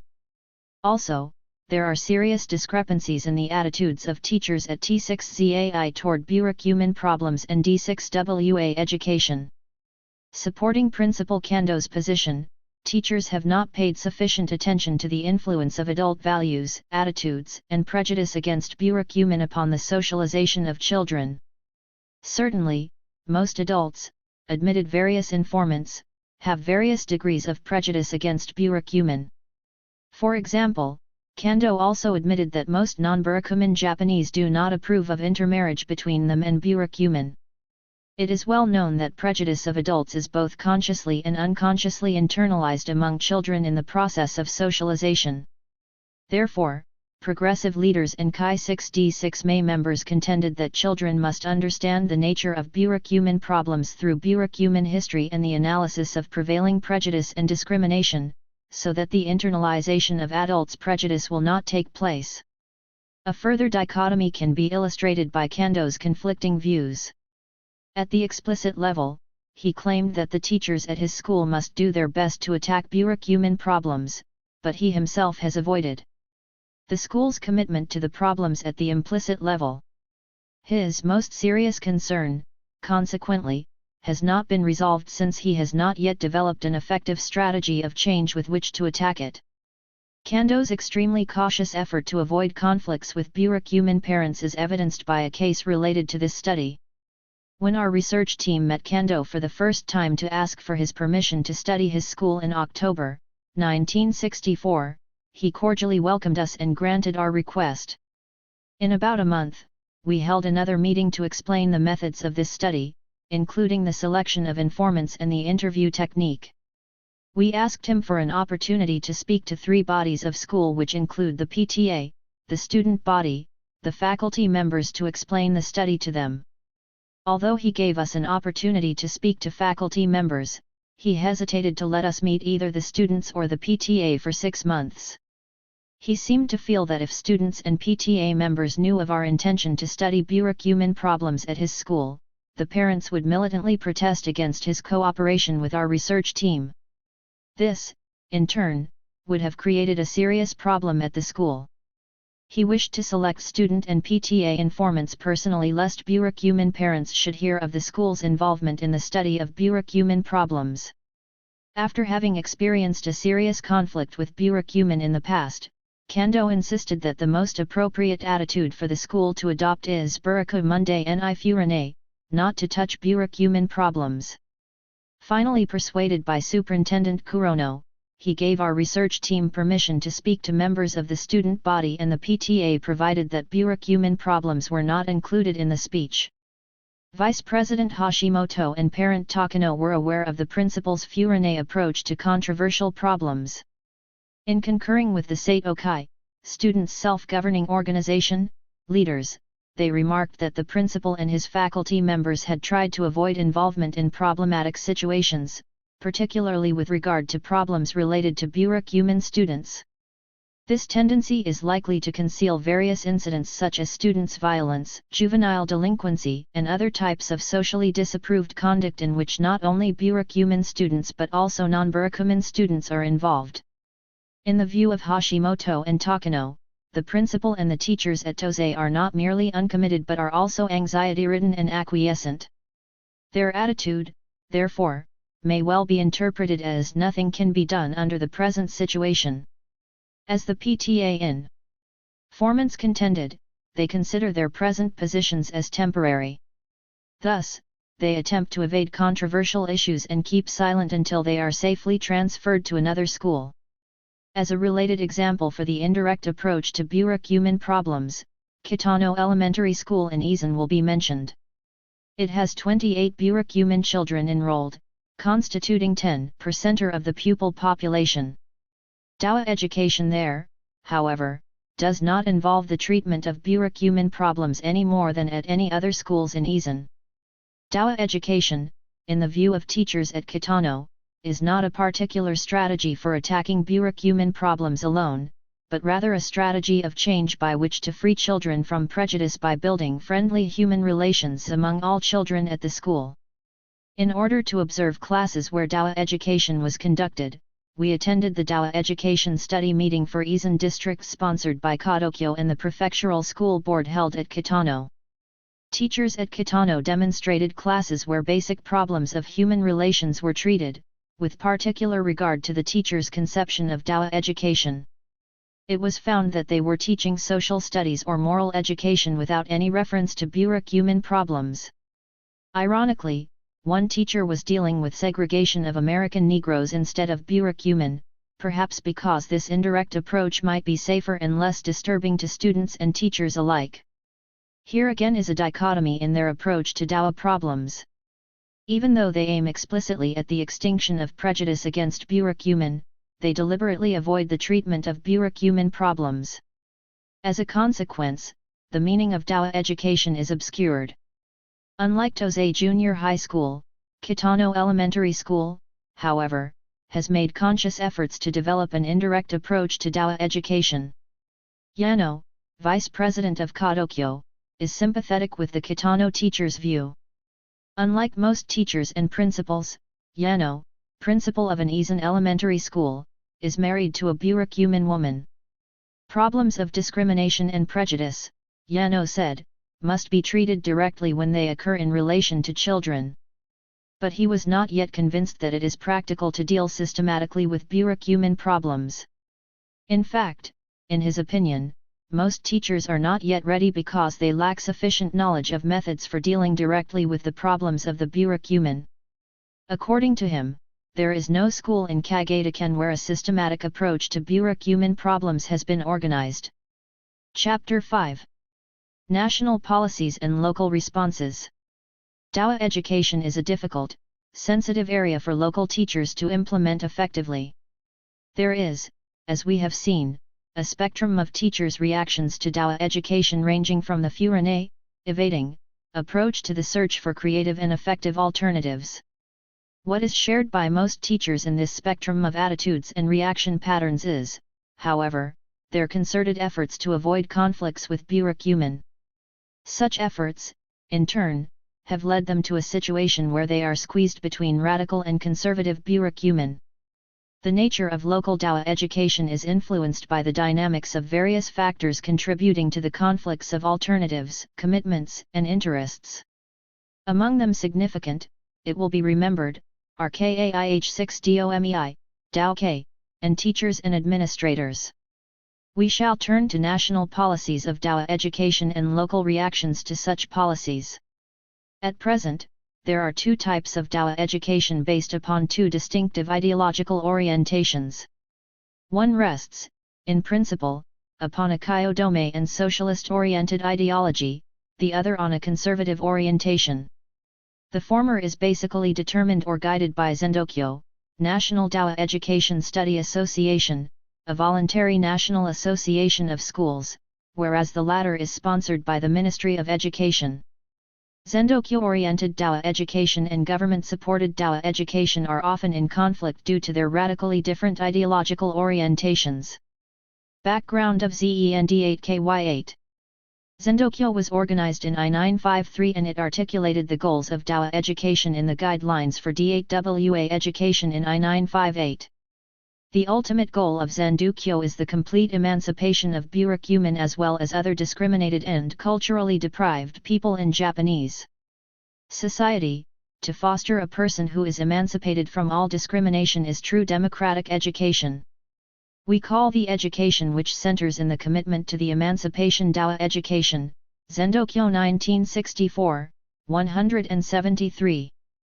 Zendokyo, 1964, 175, states further. Dawa education is not a special education which consists in a special program of educational activities. It is nothing but democratic education founded on the demands and needs of citizens suffering from discrimination, education which attempts to arrive at truth, rooted in the reality of people's tasks. Providing a basic principle of education, it modifies education and serves as a criterion by which to determine curriculum and educational materials. Therefore, Dawa education must be viewed in terms of the whole program of educational activities. In order to fulfill its goal, Dawa education, as stated in the guidelines, attempts to sensitize children toward the reality of prejudice and discrimination as well as toward those socio-economic conditions which generate that reality. According to Zendokyo, it is particularly essential to foster children's understanding of the discrimination against burakumin based upon socio-economic class, family tradition, occupation, sex, and locality, which reveals itself in restricted educational opportunities, a narrow selection of occupations, restricted marriage, segregated housing and social associations, and economic deprivations. In short, it aims at developing children's critical attitudes toward the cultural order that generates prejudice. At the same time, the commitment required of Dawa education is, more positively, to develop a fundamental desire among children for liberating the segregated. Zendokyo emphasizes the improvement of the academic ability of burakumin children as a path toward emancipation because it is an intellectual tool by which to implement goals. Dawa education, Zendokyo contends further, is not only for burakumin and the segregated but also for the non-segregated. IT must be conducted through formal and informal educational programs at schools, community centers, and other means of adult education. The radical orientation of Zendokyo took a concrete form at the Nth National Dao Education Study Conference held in 1959. Dao education was declared to be an educational program directly confronting capitalism because it was believed that discrimination and prejudice were fostered by the capitalist system. This caused negative reactions from moderate members and participants of the conference. They neither understood the practical relationship between Dao education and anti-capitalism, nor accepted the Zendokyo slogan that the objective of Dao education was to uproot the present Japanese capitalist system. Among the participants were Kageda teachers who had not yet joined Zendokyo, and they also rejected the Zendokyo slogan adapted at the conference. In the background of the Zendokyo platform one detects a strong overtone of Marxism, that is, a Kyo-dome orientation. A typical Kaiha-dome-oriented view on Dao education articulated by Kyoji Inu, 1964, a Marxian historian, holds that because burakumin segregation has been continued under capitalism, Dao education should train men who have the will and ability to change the present social order of the capitalist economy. Thus Inu, 1964, 290, argues, the image of man Dao education fosters is the man who, as mentioned previously, is capable of understanding discrepancies and dichotomies of the modern society which retains feudalistic discrimination. The man who has ability and desire to fight against discrimination and the reactionary, undemocratic order of our society and its politics. Another influential Marxist interpreter of burakumin problems is Taro Ogawa, a pedagogue who has provided a theoretical framework of Dao education. Discussing the perspective of Dao education, he, 1964, 123-24, concludes, to create truly democratic educational opportunities and conditions, to reformulate educational goals and contents to fulfill citizens' hopes, to develop through education the ability to actualize freedom and happiness, to implement education for the citizens, all these are the present task of education for the citizens at this stage of our history. At the same time they are the assignment of Dao education. Dao education is certainly an education for the discriminated and the poor at the lowest social stratum. And because of this role that Dao education plays, it can also represent education for the citizens. Meanwhile it exposes to critical attention the education for power control and discrimination created by monopolistic capitalism.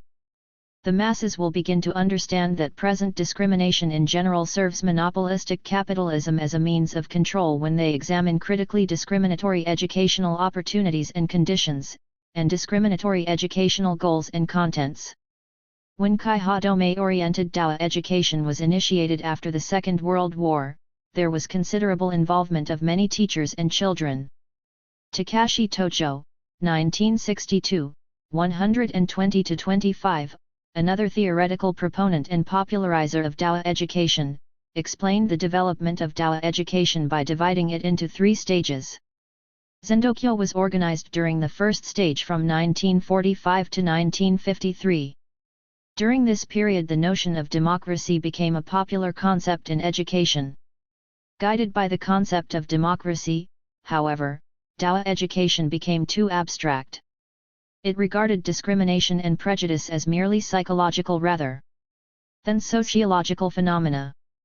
Because its role was understood to cause repentance and guilt feelings on the part of those who segregate burakumin, D6WA education became an extremely spiritualist and moralist type of education, T6J6I962, I20. During the second stage, from the inception of ZEN D6KY6 in I953 to the 11th conference in I959, an anti-capitalist slogan was adopted.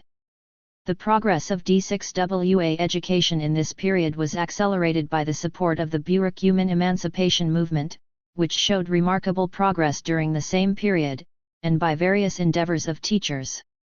It was characterized by increased recognition that discrimination and prejudice are not merely psychological but rather are rooted deeply in post-psychic factors, namely, socio-economic conditions.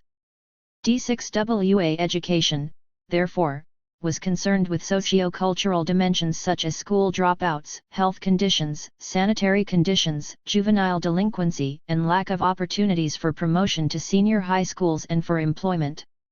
The third stage from I-959 to the present time has been characterized by the development of cross-sectional collaboration among ZEND6KY6, Chi6D6MA, and other organizations involved in the emancipation movement, as well as by the integration of teachers' efforts devoted to the advancement of D6WA education. T6J6 emphasizes that it is of great significance that the slogan of the ZEND6KY6 conference clarified the role of D6WA education. It otherwise contributed to paving the way toward complete separation of ZEND6KY6 D6WA education as a wholly voluntary movement of education from D6WA education supported by the Ministry of Education, T6J6 I962, I24. Government-supported D6WA education. Very limited information is available to us regarding government-supported D6WA education. While information supporting ZEN6KY6 oriented D6WA education is disseminated through publications of a number of books, periodicals, newsletters, and papers, the source of governmental information, as far as we could detect, is limited to official pamphlets. Governmental D6WA education was initiated in I-959 as part of the 10-year plan for D6WA strategies organized in I-958 and designed *. The term Dao used here is not associated with the term Daokai, it denotes peaceful integration of burakumin and non-burakumin. Similarly, Dawa as used in Dawa education is not also associated with the term Daokai. By the Cabinet Council for Burakumin Problems, the Ministry of Education, 1965, 101. The central objective of D6WA education sponsored by the Ministry of Education is not to develop critical attitudes toward the present cultural order but rather to improve human relations and educational conditions under which burakumin children learn. The Ministry of Education, 1965, 96, states: it is clear in the Japanese constitution that citizens by virtue of the basic human rights, should not be discriminated against on the ground of race, beliefs, sex, and status. But an evil practice to discriminate against a part of our comrades still remains in our nation. The solution of this problem requires not only the cooperation of all citizens but also the development of the spirit for harmonious integration of all men through school education and social education. Thus a major role of education, as conceived by the Ministry of Education, is to encourage the assimilation and socialization of segregated children into the non-segregated population. It is not, however, intended to sensitize children toward dichotomies of the Japanese social order as conceived by Marxist-oriented radicals. This government viewpoint, it will be remembered, is supported by D6WAKAI. The D6WAKAI position is traced back to the late Taisho and early SH6WA periods when Shueisha began to organize resistance against discrimination. Educational efforts devoted to the amelioration of tensions between burakumin and non-burakumin as well as discrimination were framed as Yiiwei education for assimilation. The assumption of Yiiwa education was based upon the moral concept that all people are brothers united in peace. The Ministry of Education 1965, 100. From the point of view of ZEND6KY6, however, governmental D6WA education is still nothing but Yiiwa education, a program by which to induce burakumin to acquiesce to the present social order. The Ministry of Education, 1965, 97, suggests 4 general guiding principles for developing D6WA education. First, D6WA education practiced in the framework of formal education ought to be conducted through all domains of educational experience of students including subject matters, moral education, special educational activities, and other relevant programs. Second and third, D6WA education should be integrated harmoniously into the total programs of the school. Particularly is it essential to introduce D6WA education gradually according to the developmental readiness of the students. In dealing with burakumin problems, the teacher must be particularly cautious. However, when a specific burakumin problem occurs among students. The teacher should make use of this opportunity to advance Dao education by treating the problem as effectively as he can. Fourth, schools are encouraged to study burakumin situations in their communities to promote teachers' understanding of the reality of burakumin life. ZEND8KY8 organization and its role. We attended the 16th Zendokyo Conference in December, 1964. More than 3,000 representatives and participants from 20 prefectures gathered in a large gymnasium in Ise, Mie Prefecture. They consisted of teachers, school administrators, parents, students, and observers. After the morning General Assembly, the representatives and participants were divided into 2 symposiums which continued for 3 full days. The slogan adopted for the conference was, Dao Education for All, in which all are engaged, Dao Education which digs out problems at the grassroots, Dao Education which fosters desires and heightens them.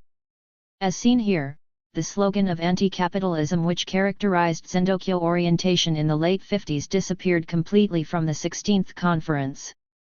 Although this may not imply that Zendokyo has become conservative, there is an evident shift in Zendokyo strategy for attacking practical problems. The most impressive and stimulating aspect of the conference was the series of 2 symposiums which were held in schools and meeting rooms of ISE Shrine. Lively reports and enthusiastic discussions were presented for 2 days. What impressed us furthermore was the fact that both reporters and participants were deeply involved. The following themes were pursued from the viewpoint of Dao education: educational conditions, educational groups, educational contents, guidance for promotion to senior high schools, Katamokai, children's clubs, infant education, women, youth, activities of community centers, educational administration, and an introduction to Dao education for beginning Dao educators. This annual conference is central to Zendokyo programs. It is a single opportunity for all Dao programs and problems throughout the nation to be presented and exchanged for critical review and further progress. The preparation for the annual conference is one of the major responsibilities of the Zendokyo office. At present, 18 prefectural associations constitute the Zendokyo organization, in which Kageta is not yet included. Its headquarters is in Kyoto with 5 full-time staff members, a director, and 4 junior high school and elementary school teachers. Although the 4 teachers are employed by several school systems, they engage in the programming of ZEND6KY6 activities on a full-time basis. There is also the board of directors consisting of 16 representatives which meets once a month. In addition, there is the ZEND6KY6 committee, in which 4 representatives from each member prefecture serve as committee members. 4 meetings a year are held to determine problems and programs of D6WA education. It is the director's responsibility to call these meetings as well as to edit the Dao Kyoku, the ZEND6KY6 monthly journal and reports of the annual conference.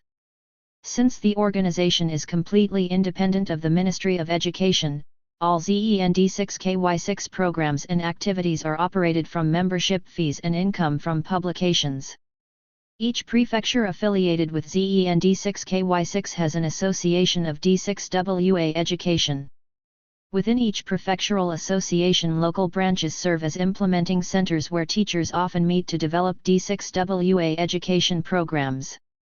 Although the fundamental direction of D6WA education is determined by ZEND6KY6, the prefectural branches are given a wide range of flexibility to develop programs relevant to their localities.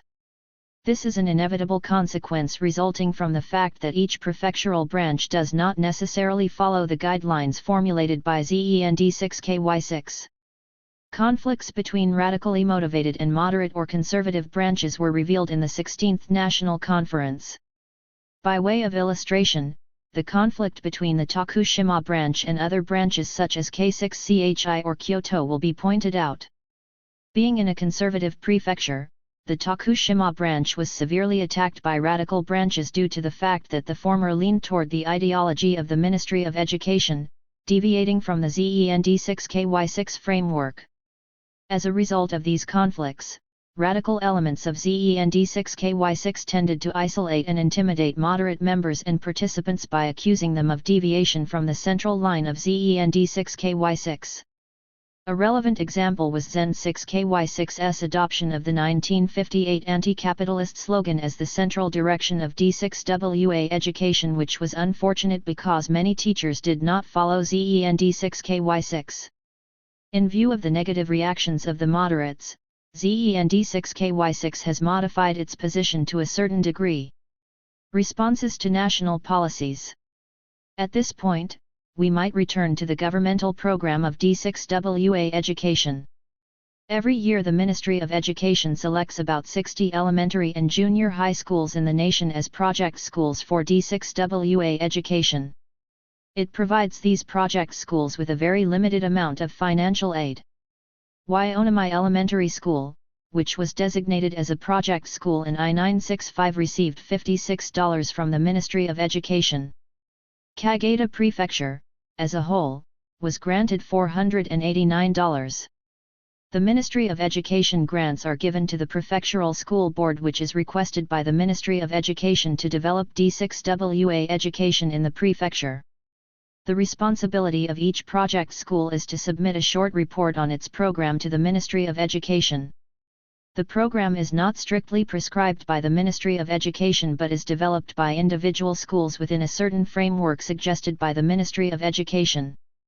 The following examples indicate the variety of D6WA education programs in project schools in I-964 and I-965: improvement of academic achievement, counseling, moral guidance, improvement of the school atmosphere, improvement of human relations, and guidance for promotion to senior high schools. The theme on which Waiomai Elementary School has been working since I-964 is moral education and D6WA education. In Kageda Prefecture there are only 4 project schools. Other schools accommodating a large number of burakumin children receive occasional guidance from the Kageda School Board. Governmental D6WA education has been criticized as being too superficial and ineffective, merely giving lip service to the demands of burakumin. Teacher SUT6, who served as former director of the D6WA education program at Waiomai, is one of many critics. The governmental D6WA education projects, he contended, do not have much value since the Ministry of Education provides neither adequate grants nor basic guidance.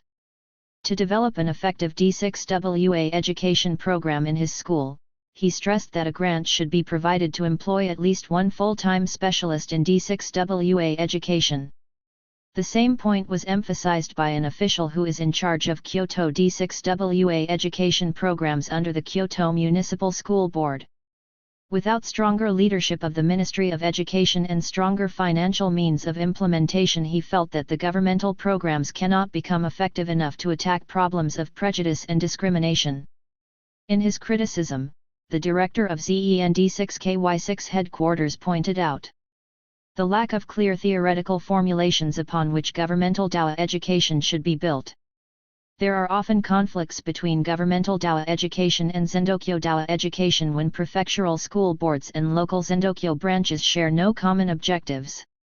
Conflicts exist therefore where both are antithetical in their ideological orientations. There are cases, however, which demonstrate cooperation. Kyoto is one example developing such cooperation between the Kyoto Municipal School Board and the Kyoto Zendokyo branch. An important reason for this cooperation, we were told, is that the former is progressive enough to share the common responsibility for improving Dawa education. Kadokyo, Kageda Dawa Education Association, is comparable to that of Tokushima Dawa Education Association, which is moderate in its ideological orientation, though the former may suffer more from conflicts between the conservative ideology represented by the Prefectural School Board and radicals represented by Kaihadome. On the one hand, Kaihadome exerts pressure to force Kadokyo to join Zendokyo and, on the other hand, the Prefectural School Board exerts counter-pressures to maintain Kadokyo as an organization disassociated from Zendokyo so as to prevent the influence of the Zendokyo orientation. Such conflicts might well reflect the fact that both the Prefectural School Board and Kaihadome are polarized. Meanwhile, cooperation between the prefectural school board and Kaihadome exists in such cases as Dowa education meetings sponsored by the former. And also in the past, Kadokyo, although not a member of Zendokyo, has sent about 40 teacher representatives to Zendokyo national conferences every year, ZI representatives attending the 16th conference in IG64. Also present at the conference were half a dozen burakumin parents affiliated with Kaihadome and a few prefectural school officials. Every year the Kageda Board of Education contributed funds to cover their expenses. Kageda participants in the conference prepared long conference reports whose copies were distributed among local teachers. Furthermore, local meetings including active burakumin parents were held to review the implication of the conferences for local concern. Kadokyo was organized in IG6Z.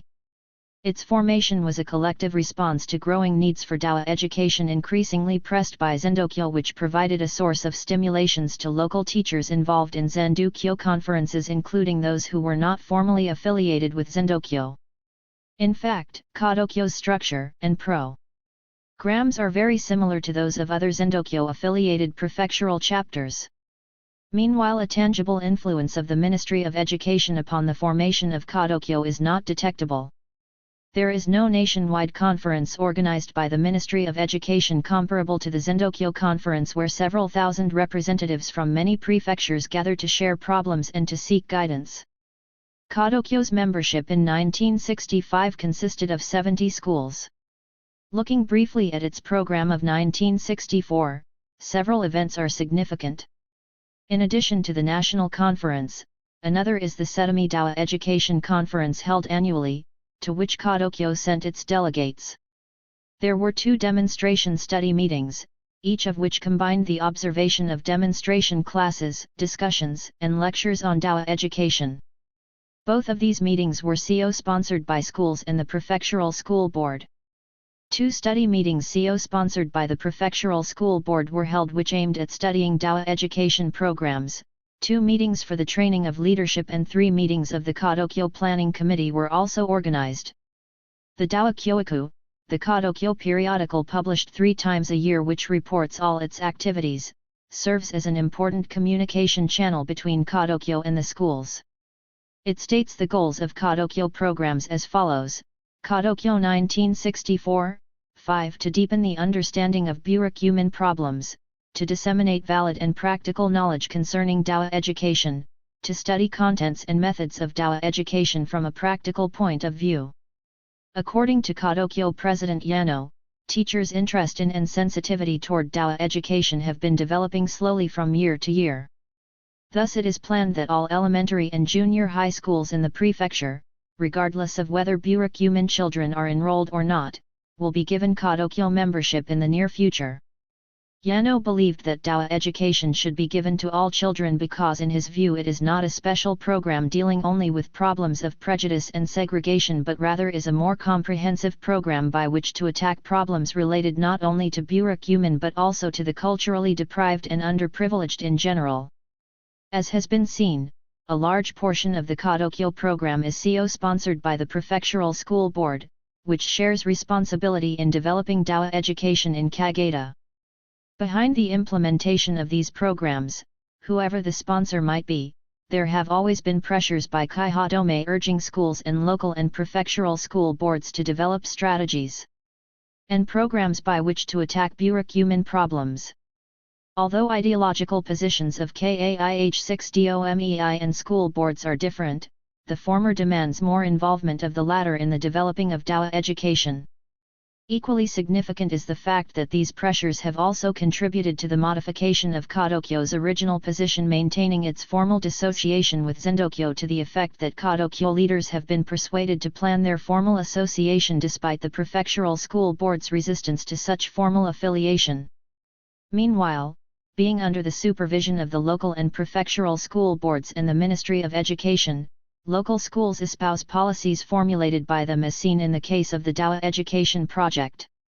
In view of this fact, Kageda Dowa Education has been developing according to the orientations of both the Ministry of Education and Kaihadome. Local schools respond to these organizations in an ambivalent way as, the reader may recall, in the ambivalent responses of Wyonami Elementary School. Chapter 6. Search and Perspective. Below the average among 50 burakumin communities in Kagatakan in terms of socio-economic conditions as estimated by a burakumin leader, Junan has little shared the unprecedented progress of Japanese economy. Nor has it shared the substantially greater educational opportunities for higher education provided by the post-war educational system which the majority youth now enjoys. No wonder one radical Junanese burakumin felt that the richer the majority Japanese become the more poverty burakumin suffer. Junanese recipients of welfare aid have phenomenally increased in the I-960s as many Junanese gave up such jobs traditionally ascribed to burakumin as peddling, junk collecting, and shoemaking in favor of enlisting in the governmental unemployment program. Meanwhile, we observed that even though discrimination against burakumin in employment, housing, and marriage is obvious, such discrimination is considered a taboo that should not be discussed publicly nor even privately in a family in the presence of children. Underlying feelings are encapsulated by a frequently used expression, "do not touch a dangerous thing." Consequently, it is likely that many children, adolescents, and even some of those in the early 20s will not be acquainted with the social practice of discrimination against burakumin until such time as minority members are discussed in connection with marriage. This observation was substantiated by Superintendent Kurono, Principal Kando, Social Education Director Oda, and others. Furthermore, it will be recalled, they contended that it is unnecessary and therefore undesirable to treat the problems of discrimination and prejudice at school when students are unaware of them. The problem thus remains unresolved since children eventually will become not only aware of discrimination against burakumin but will also be indoctrinated with prejudice toward the minority members by a number of socialization agents. Thus latent prejudice in childhood leads sooner or later to overt forms of prejudice if nothing is done to curb it. How shall Junanese proceed from here? What direction should they seek? Instrumental to the introduction of burakumin's responses to this question may be one of the items in the Value Survey, Brameld 1968, 278-298, administered by our research team to the Junanese, 102 households, randomly selected respondents, 100 households, in Isan at large, the prefectural leader respondents, 16 persons, and 2 other groups. The item reads as follows. Taro-san. Mr. Taro just graduated from junior high school. He lives in a rural community of burakumin, minority people. His uncle, a shoemaker, urges Taro-san to work for him. A.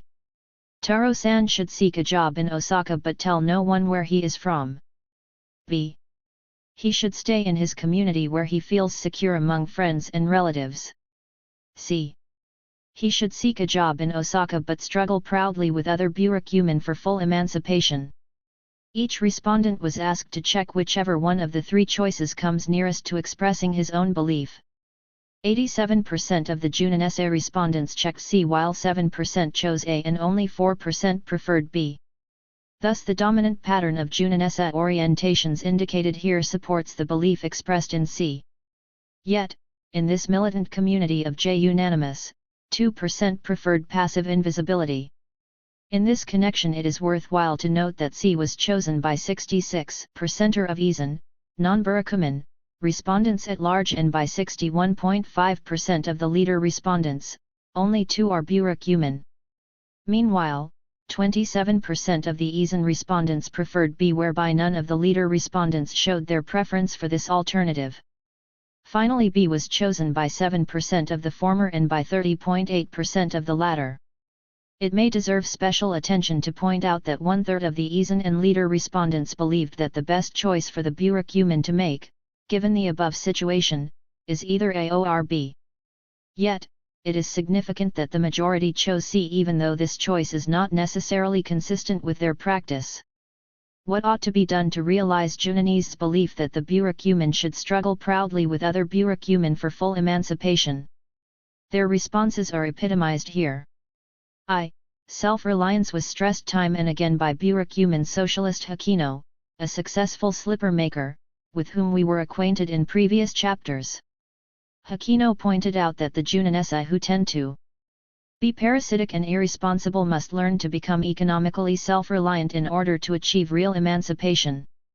Another Japanese further argued that growth of self-strength, jiraki, is one necessary condition for emancipation. There are several burakumin communities in Kageda-ken which are not dependent upon welfare aid and the governmental employment program.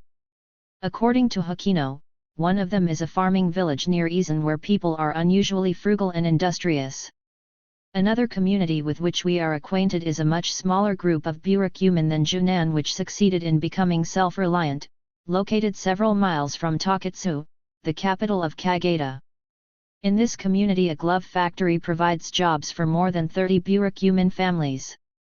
Kaihadome leader Yoshino, who invited us to the community, said that only 2 families in the entire community are dependent on welfare aid. 2.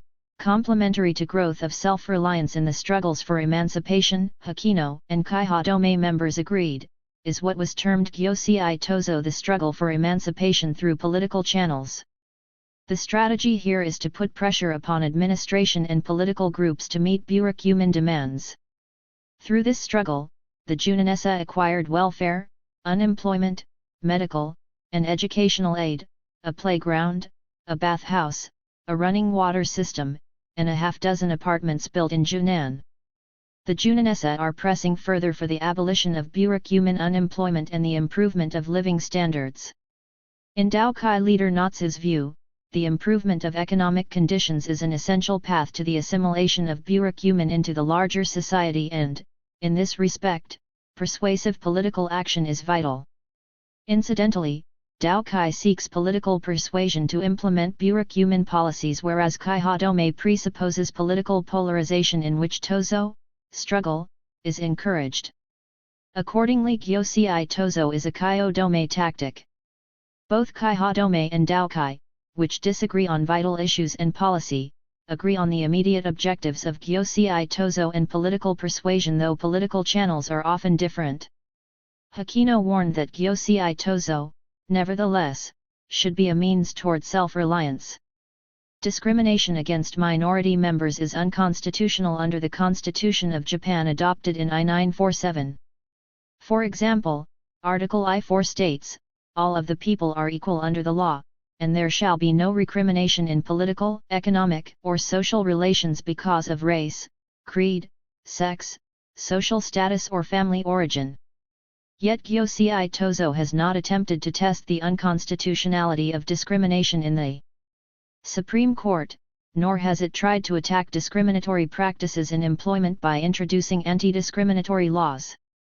In the opinion of a few prefectural leader informants of our research team, including Kaihadome leader Yoshino and Daokai leader Natsu, illegalization of discriminatory practices would be impractical because anti-discriminatory laws, even if imposed upon employers, would not be effectively enforced. It is the contention of Yoshino that a more effective approach would be to educate employers and the public in general to correct their evil practice of discrimination, while continuing with Gyosei Tozo to force political agents to implement burakumin demands. Extra-legally, Kaihadome at the national as well as at the local level seeks cooperation for anti-discrimination from labor unions and placement offices. A left-wing labor union leader informant told us that such cooperation is practiced between Kaihadome and his union. Although we could not detect it in Kageda-ken, Kaihadome and public placement offices in Kyoto cooperate to prevent discrimination in employment. 3. It should be pointed out that community unity, as many burakumin agreed, is most vital to their concerted efforts for emancipation through either political persuasion or Gyosei Tozo. It may also be conducive to the encouragement of self-reliance. Intragroup conflicts reduced in many ways the effectiveness not only of Junanessa struggles for community improvement but also of their strategies for influencing City Hall and other social political agents. It will be remembered that the integration of Japanese into Japanese life is one of their cherished hopes. 4. The development of burakumin gakuryoku, academic ability, is the fourth response to our question at the outset. In the Zendokyo conference we attended, the cultivation of gakuryoku of burakumin children was frequently stressed. Junanessa are also aware of the vital import of gakuryoku as an antecedent to getting better jobs. To be sure, Kaiha Dome leader Yoshino and burakumin PTA member Okano did not fail to mention gakuryoku. Particularly does burakumin gakuryoku become a serious concern when compulsory education is polarized as in Tosei Junior High School as well as in many other junior high schools, due to the excessive emphasis upon preparatory education which alienates Junin SS students from the majority of students. If burakumin Hakino's notion of self-reliance is to be fully realized, Junan must certainly compete with other communities by graduating Japanese boys and girls from senior high schools with the rate comparable to that, 85%, of non-burakumin communities. Adequate formal education and the improvement of gakuryoku are a concern of burakumin national organizations, both Kaiha Dome and Daokai. Above all, Kaiho Dome is extremely critical of present educational practice since, in its view, present compulsory education fails to provide democratic learning and teaching. In compulsory education, we have seen, burakumin have suffered discrimination and alienation. In Tosei Junior High School, effective attempts have seldom been accomplished to reduce competitive practice and pressures for preparatory education from which they gain little.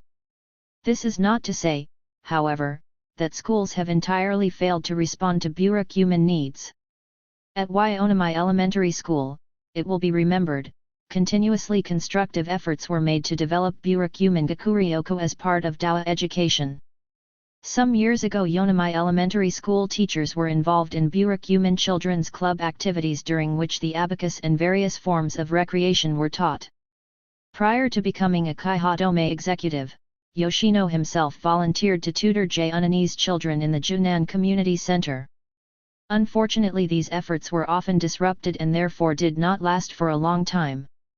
Burakumin organizations, particularly Kaiho Dome, played an important role in pressing the prefectural government to provide scholarships to burakumin in order to encourage them to go to senior high schools. Kageda prefectural government and municipal governments together provide I-40 scholarships covering 50% of burakumin high school students. The amount of each scholarship per month is $4. Additionally, 290 scholarships, each being $8, are granted only once a year to the 1st and 7th grade burakumin students entering elementary schools and junior high schools respectively. These scholarships cover 60% of burakumin 1st and 7th graders in Kageda-ken.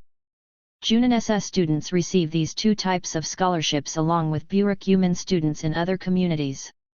These scholarships, however, are too small to substantially improve burakumin education unless the stipends are increased in the future. In terms of informal education, a job training program is presently underway with prefectural and municipal funds. Over $8,000 was appropriated in a single year for job training, on which the focus was a driver training program through which about ISO young burakumin could be qualified as drivers. Again, burakumin pressures were largely responsible for the launching of this program. 5. Finally, intermarriage is viewed by burakumin as desirable though it is abhorred by the majority of non-burakumin. The ultimate resolution of discrimination, said one Junin esse, will consist in free intermarriage between burakumin and non-burakumin until distinctions between them completely disappear. Studies and books on burakumin which we became acquainted with did not describe any single case of intermarriage causing burakumin opposition on the ground that spouses were non-burakumin.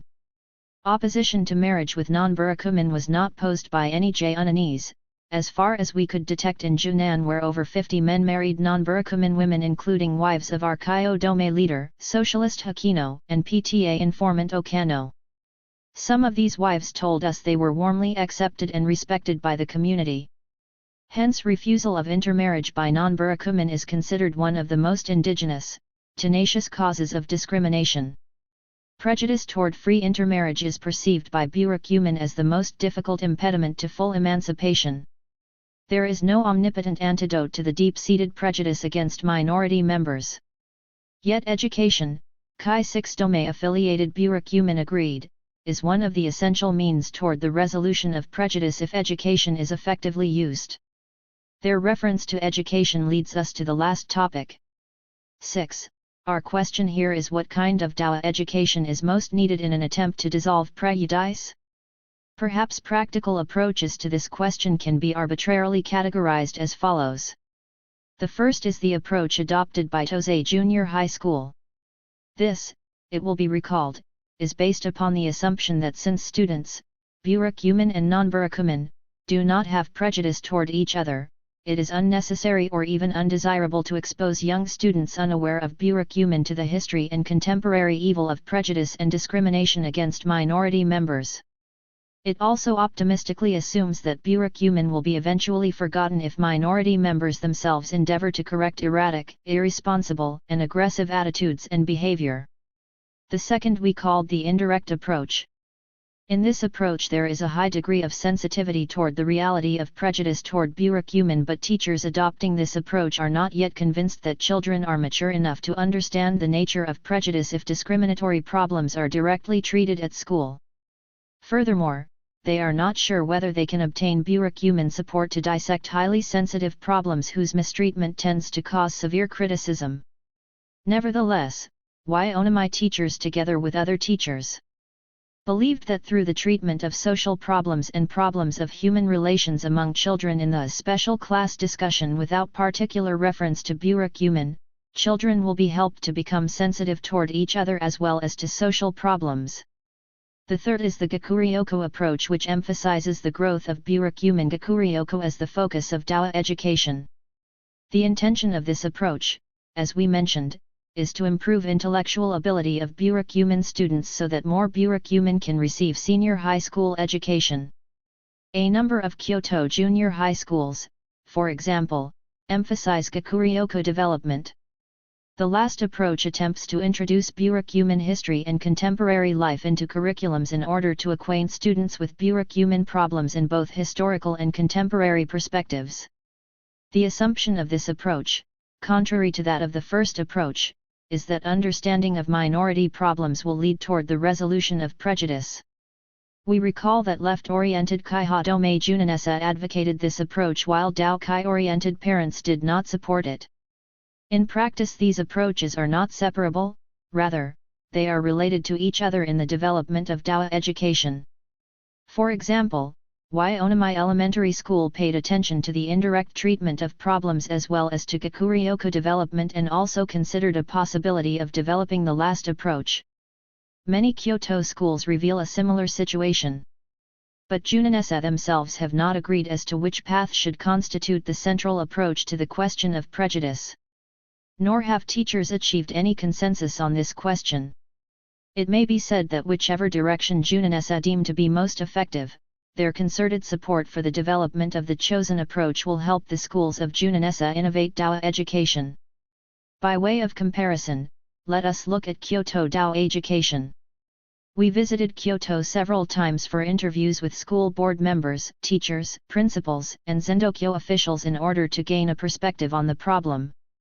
Zendokyo and Kyoto-fu, Greater Kyoto including the city of Kyoto and surrounding municipalities, school board which is equivalent to a prefectural school board, have developed remarkable cooperation in building a theoretical framework and practical programs for Dao education.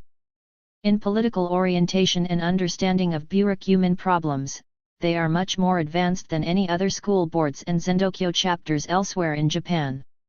Kyoto Municipal School Board cooperates, perhaps under the influence of Kyoto-fu School Board, with ZEN D6KY6 in developing D6WA education, but politically it is less closely allied with ZEN D6KY6. Thus radical teachers, we were told, tend to be relegated to local posts. Nevertheless, the Kyoto Municipal School Board spokesman on D6WA education presented a no less radical view than that of ZEN D6KY6. In Kyoto, the practical task of D6WA education is understood as the development of ability to cope with social and personal problems. Our interviewees felt concertedly that one of the toughest problems of the disfranchised children is their lack of ability to fulfill intellectual exercise such as reading, writing, and counting. One of the major concerns of D6WA education is said to be the development of Gakuryoko, which is required for better jobs and promotion to senior high schools.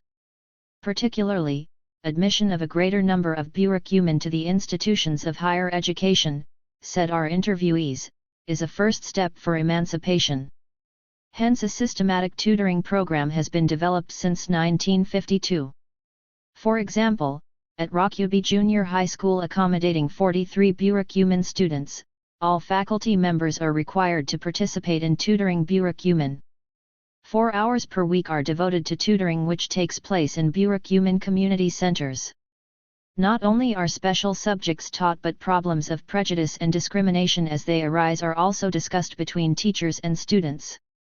The Kyoto Municipal School Board, we were told, also requires other Kyoto schools of both elementary and junior high school levels enrolling burakumin and other disfranchised children to provide 4-hour tutoring every week. According to an official of the school board, extra preparatory tutoring for high school entrance examinations such as the one with which we are familiar at T6ZAI Junior High School, was abolished at the public compulsory school level. This would make teachers active participants in D6WA education programs. Speaking of burakumin ability to cope with personal problems, comments made by 2 elementary school principals deserve attention. Incidentally, one of the principals supervises a school whose total enrollment is predominantly burakumin. One major task in D6WA education at their schools is to help burakumin form social-emotional habit patterns which, in their view, are seriously neglected at home. Training for cleanliness, language, and social manner, and the cultivation of emotional stability and self-confidence were pointed out. Extracurricular activities, therefore, are emphasized. Self-confidence was fostered, the principal of the predominantly burakumin school said, through annual Kyoto calligraphy contests and track races in which his school won first place. Gardening is encouraged for emotional training. Another major concern in D6WA education is sensitivity training through which to deepen understanding of each other's personal problems. Teachers are involved in an informal program called Seikatsu SHID6 or Life Guidance through which they counsel burakumin students. One junior high school teacher developed special class activity for the frank and honest discussion of personal problems to promote understanding of each other by the use of students' diaries. Another elementary school teacher endeavored to create opportunities in social studies to understand real lives of burakumin and their socio-cultural environments. Burakumin history and their contemporary life are not incorporated into curriculums of any level. Nor is there a project where a systematic treatment of prejudice and discrimination against the minority members is introduced. More than a half-dozen of teachers and principals agreed that teachers are simply unable to treat objectively and systematically such sensitive problems since they are not trained enough for it. Meanwhile, others doubted the effectiveness of such an approach to burakumin problems.